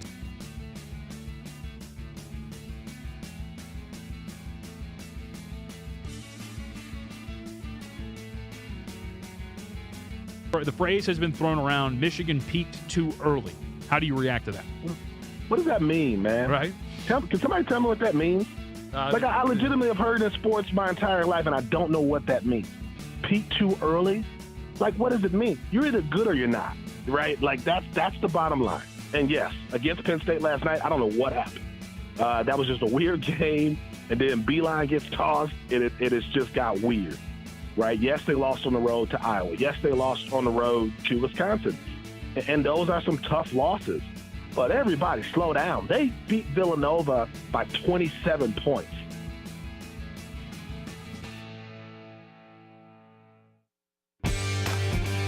Welcome back. Are you ready to get an advantage? Good, because it's now time to get back to the edge. When it comes to finding value, price shopping is always key. Whether you're buying a car or making a sports bet, you always want to make sure you're getting the best of the number. And at PropSwap, you'll find the best numbers on futures. PropSwap is a marketplace where people buy and sell active sports bets. Last year, thousands of tickets were sold at odds better than any sports book, including one customer who bought a Warriors future title ticket, 2-1. Because you're buying the bet from another person, sellers are able to offer you the bet at the odds the sportsbook would never offer. So get the best number. Go to PropSwap.com or download the PropSwap app, PropSwap.com or the PropSwap app. Josh Towers, Sam Panayotovich, and VSiN Vinny Maiulo, Gone Gaming. My guys in the desert. The man has a very, very long business card. You can't even fit all your titles on that card. It's like a 8x11 sheet, right? Part of it's on the front says over. The rest of it's on the back. It's two-sided. A lot of lines on that business card. So I wanted to start with the conversation that they had on Follow the Money today. Mitch and Paul had Timmy Fitz on from Behind the Book, and he said that you guys took 7 noticeable bets on the Blues because we had this sheet up, and we'll put the odds up, the Stanley Cup odds. They were 300-1, Vin, about 2 weeks ago to win the Cup. But I look at the sheet here, and I got the South Point app up. Blues right now are 12-1, from 300 down to 12. Opened the season at 25 when we put up the future book. Like during last year's playoffs, and during the early part of the season, Sam, as you mentioned, as high as 300-1. And when you start getting tickets on that, it's not just maybe St. Louis fans that came through town.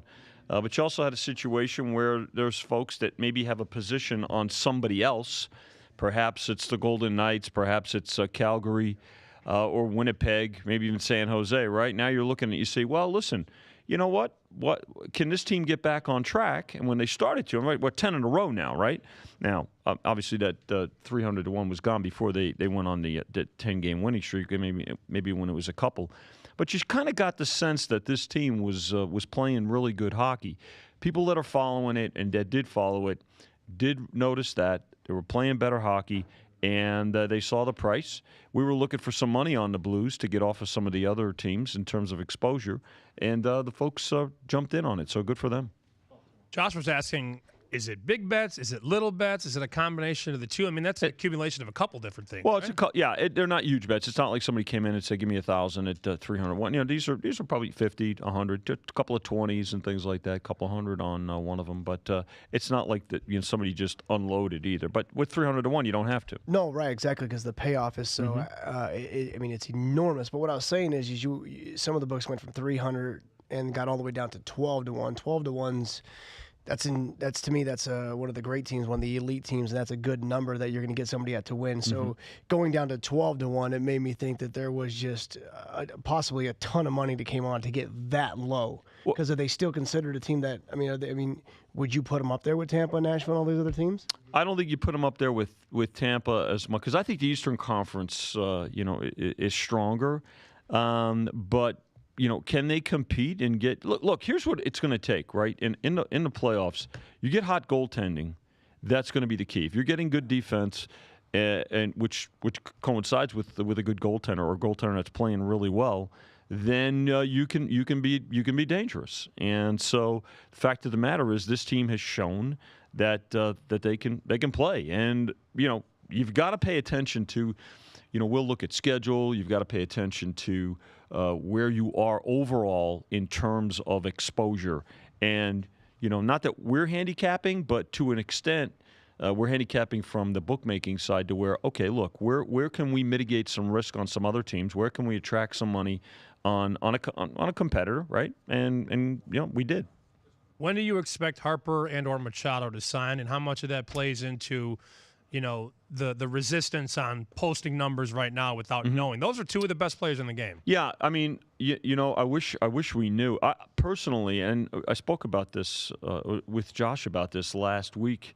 Sam, I'm really surprised with exhibition games starting later this week, towards the end of this week, that neither of these guys are with a team. I thought maybe over the weekend we would have seen some movement. Chris Andrews, the director here at the South Point, and I were talking Saturday. I said, here's my numbers. Here are my preliminary numbers for regular season wins, and Chris was working on his. We do it independently and then compare, and then Chris decides what number to put up. But the thing about it that's unique is you can't say that either of these guys are worth X amount of wins, because to me it's not just about what team they go to, but what's the rest of the division like. So follow me on this, Sam. I mean, if let's say Bryce Harper goes to the Phillies, I don't think there's as big a shift for the Phillies as there would be, let's say, if Bryce Harper goes to the White Sox, where he was rumored to be. In fact, there was at one time early on, there was talk about them possibly both of them going to the White Sox. I would have loved that. I know you as a White Sox fan. I know you're not a Cub fan, but you would have loved that. You're saying he would have more value on the Sox than on the Phillies? Yes, and I'll tell you why. Because the Phillies' division is better, right? When you think about it. The Mets are better this year. We saw what Atlanta was, and I think Atlanta is better. Obviously, I think Washington is good too. I think their pitching is improved. So the thing about it is, when you go to a team like the White Sox, and even if it's just Machado, probably more of an impact if he goes there. Why? Because they've got 18 or 19 games each with the Tigers and the Royals, who are in a complete rebuild. So you've got to, for us, it's about not just the team they go to, but what's the makeup of the rest of the division, because that's going to impact the numbers as well. So Caesars has 77 on the White Sox.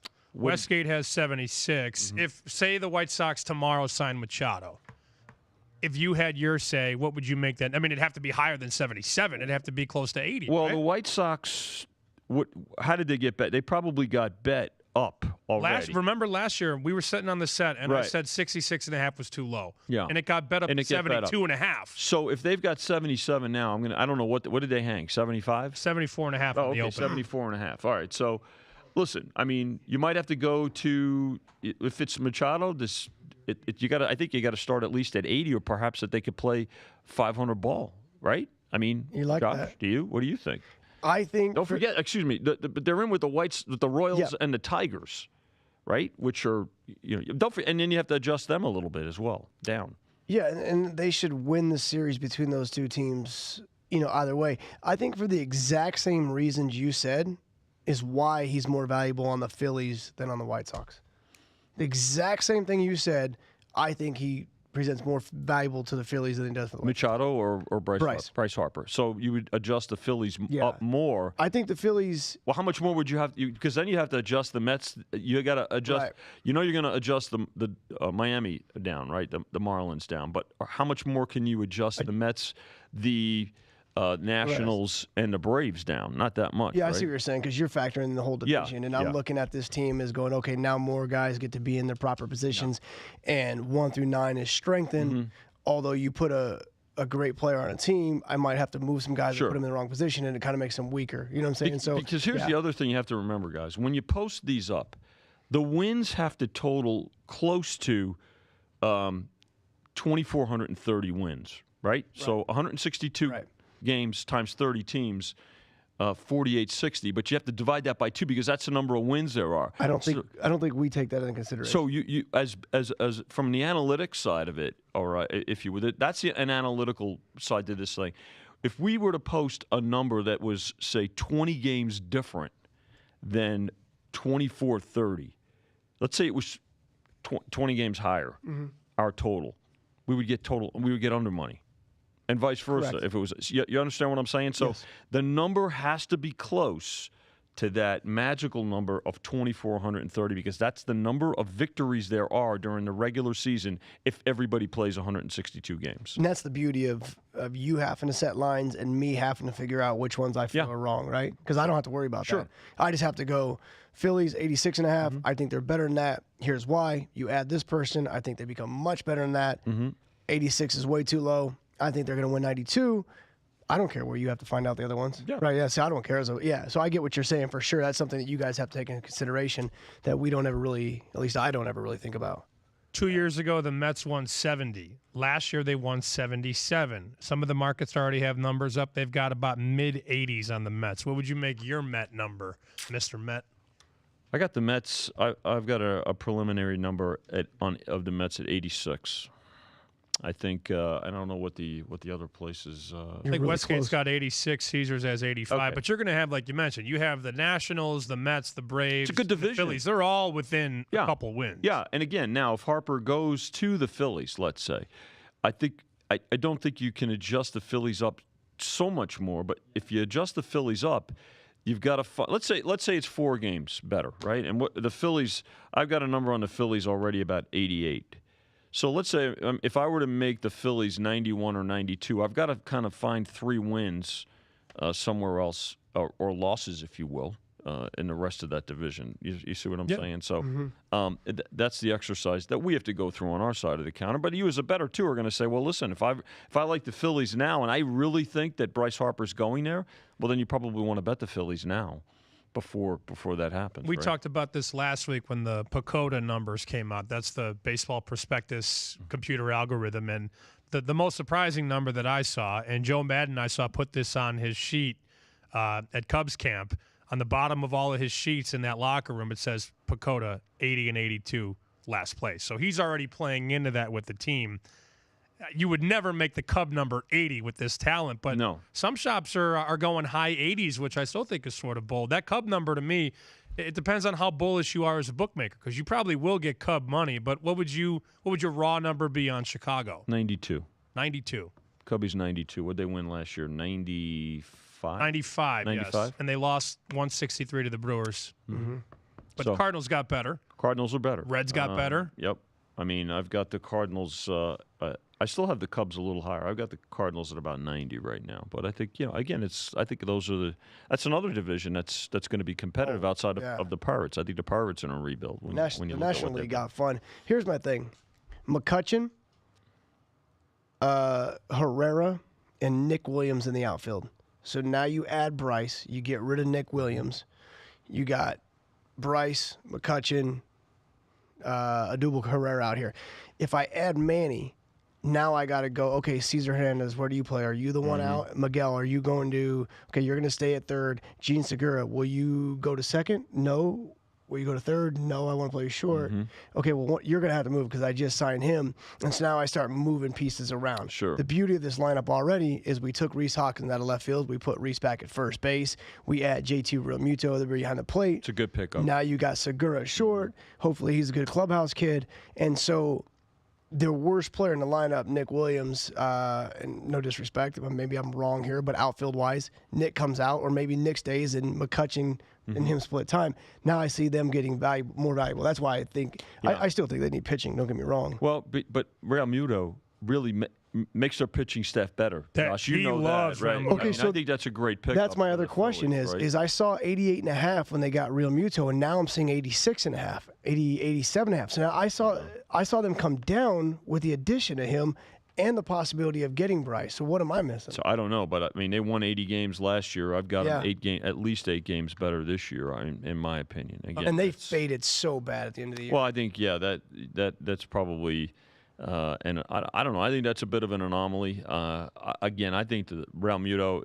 Everybody's talking about Machado and Harper, but I think Realmuto was a huge pickup for them. I know the Mets were trying to get him, and the Mets pitching staff is, I think, better than the Phillies. But I think this Phillies pitching staff got better because of that pickup. Josh, you know the importance of a good catcher right behind the plate. I mean, that's the manager, the coach on the field. It's a game changer, and that's why I like Realmuto so much, is because not only he can control the game, he calls it, he can block it, he can throw it, and then somehow, some way, the guy can hit. And that's really hard for catchers. They don't. I mean, you take a loss somewhere, and it's usually offensively because I rely on you so much. I don't give you time to break, breathe, get a drink, hit. I don't give you hurry up and hit because I need to talk to you. You know what I'm saying? Like, that's basically how it goes. So at some point you feel bad for these dudes, but that's reality. So you find one that can do it all. Sammy, the value is more than any other position.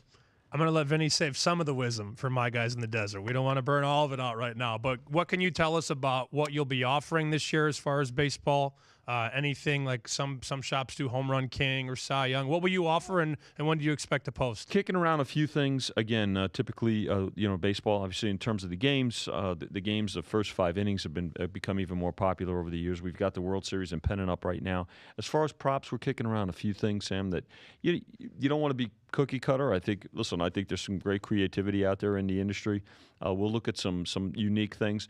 But again, once our focus right now is where do those 2 guys wind up, and then we can get our regular season wins up and start taking action on those. Vinny Magliulo, senior oddsmaker here at VSiN, Gone Gaming, and you can hear him coming up about 10 minutes from now on My Guys in the Desert. Thanks for making a pit stop. Always good to be with you guys. Best bets coming up next here on The Edge.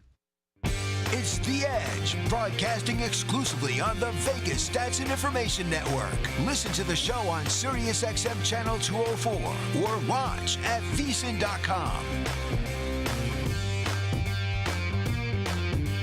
If you didn't catch VSiN last week, here's some of what you missed.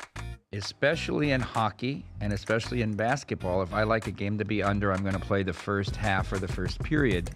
Because in those 2 sports, end-of-game situations always skew to the over. The empty net, the fouling. I mean, some of these coaches start fouling with 2.5 minutes left, and they're going to add 35, 40 points to a game that looks like a dead under. You also get overtime becomes a factor that there's a risk to go to overtime to We put certainly a game. saw in that Carolina-Miami game the other day. That was a dead under, and it goes to overtime. May hits the 3, and then you blow your under. How thin is the margin between Golden State and OKC at this point? Well, I mean, as long as Golden State has Steph Curry, it doesn't matter. KD can go down, DeMarcus can go down, Draymond can go down, Clay can go down with an injury, and obviously if they're out for the entire series, it means the teams are closer together. But any one game or 2, they can withstand an injury. Any one of those guys, they can't. Curry's that much better than everyone. I just don't think people, when you talk about underrated, and I agree with you on Paul George, by far the most underrated player in the league is Steph Curry. Take us through how that works for you when you're the one setting lines on this league. When there's no history, there's no reference to the past, you have to sort of make these numbers. How do you adjust these on the fly, and where are you now as opposed to where you were before the league even started? You do all your power ratings, and then you adjust each game. And after the first week, I'm not knee-jerk. I'm really kind of surprised about the lines in week 2 when you're looking at a new league that I feel the teams are very equal, and you see a team on the road, a 13.5-point favorite, and another team a 9. I didn't think anybody in this league would ever be that big of a favorite. As we sit right now, who would you rather have? The 4 teams, again, Duke, Gonzaga, Michigan, and Kansas, or the field of college hoops? Oh, man, that is tough. Duke, Gonzaga, Michigan, Kansas. See, I have a lot of confidence in Duke and Gonzaga. Less in Michigan and certainly a lot less in Kansas. So that leaves, teams like Tennessee, Virginia. I will take that. I'll take the 4 teams just because I think in a single elimination setting, I think Duke is just going to overwhelm teams. Welcome back. Are you ready to get an advantage? Good, because it's now time to get back to The Edge. Subscribe now, our free daily newsletter, the VSiN City Newsletter. Great job by Jeff Fogel and Bill 80. The must-have missive for sports betting enthusiasts, direct from the gambling capital of the world, right here in Las Vegas. News, analysis, and betting resources to improve your handicapping. Sign up now. It's free. VSiN.com/newsletter. VSiN's newsletter sponsored by FootballContest.com. Maddie and Tony, your most trusted proxy service and source for information on Las Vegas football contests. If you sign up before April 1st, get $50 off the service. Go to FootballContest.com/VSiN. A couple minutes left to go here on The Edge. Josh Towers, Sam Panayotovich tomorrow, JVT and Matt Humans. You're looking at some college basketball today. I thought, when we got to the best bets here, I thought you'd be on the Mountaineers of West Virginia, but you're looking at another dog here on the board in college. I am looking at another dog. Yeah, I just like the way Illinois has been playing. Once again, 5 in a row, and they beat really good teams in this 5 straight. And after beating a really good team, they beat another really good team. They didn't take it for granted. They didn't fall back. They didn't relax. They stayed motivated. So it tells me that one game is not more important than another. So I like them, although their track history versus Wisconsin is not good. Wisconsin's obviously a really good team. I just like the way they're playing. And to be honest with you, I think that they can beat this team straight up. So giving me 10, I'm comfortable. We have to teach you how to say the name of the state, by the way, because I'm offended. I do now. say it wrong. You do, yeah. You feel the noise, but it's Illinois. I know, Illinois. No, you butchered No, I know. That's how I say it. No, you don't know. Just the way people say. Look, if they win, you can call them whatever you want. I call them winners. Illinois. So Illinois. My best bet. I had a really good week on numbers game, 3-1. But look, you have to admit when you have a problem, and I have an Arizona problem right now. You're not doing this, are you? No. That was the last pick I gave out on Thursday. Okay. Yeah, I had plus 3.5. Well, you don't got to worry about that because no one listened to you anyways. Not on that pick. Yeah, they didn't listen to Rutgers, but they listened to Arizona. Yeah, right. So Arizona 5-1. They started the conference season 5-1, and now they're 5-8. And I keep thinking to myself, well, there's a lot of value here, and I keep getting rolled taking Arizona. Very, very bad season for Arizona this year. So I'm going to try and stop betting Arizona, but again, I have an Arizona problem. So I am looking at the side that you talked about earlier and that I agree with, and I still haven't seen an update on Dean Wade. I'm guessing he's not playing tonight. Game time decision. He was in a boot the other day. I don't think you really want to risk it to have Dean Wade play in a pretty meaningless game. I'm taking 7, Josh, is what I'm getting at here. I'm taking 7. I am buying low on West Virginia. And I know that was one that you were looking at, too, because you said, look, getting 7 points in the Big 12, that's a lot. And West Virginia has been a tough place to play. I just don't think that Kansas State is going to shoot well against that defense. Now, if they hit 12 threes, 13 threes, we're going to lose. But I'm taking the 7 with West Virginia. Isn't that, West Virginia, aren't they god-awful at shooting threes, but they're also god-awful at defending threes? It's been a rough year for them. So hopefully K-State's not up to the challenge of shooting those. So once again, in this game, I listen, West Virginia's been playing god-awful. We know that. Do you think they can win this game straight up? I mean, at home, right? 20% chance. That's it? That's it. Wow. Lose by 3. I don't care. Lose by 6 for all that I matters. don't care. I think they can win the game. And you're on Illinois. Don't call them Illinois. Whatever one you want. Plus team the that's 10. getting 10. Plus the 10. Yeah, that's all it. right. We'll do it again soon. JVT and Humans tomorrow. But up next, my guys in the desert, Flatter, Mayulo, Pong. It's The Edge, broadcasting exclusively on the Vegas Stats and Information Network. Listen to the show on SiriusXM Channel 204 or watch at VSiN.com.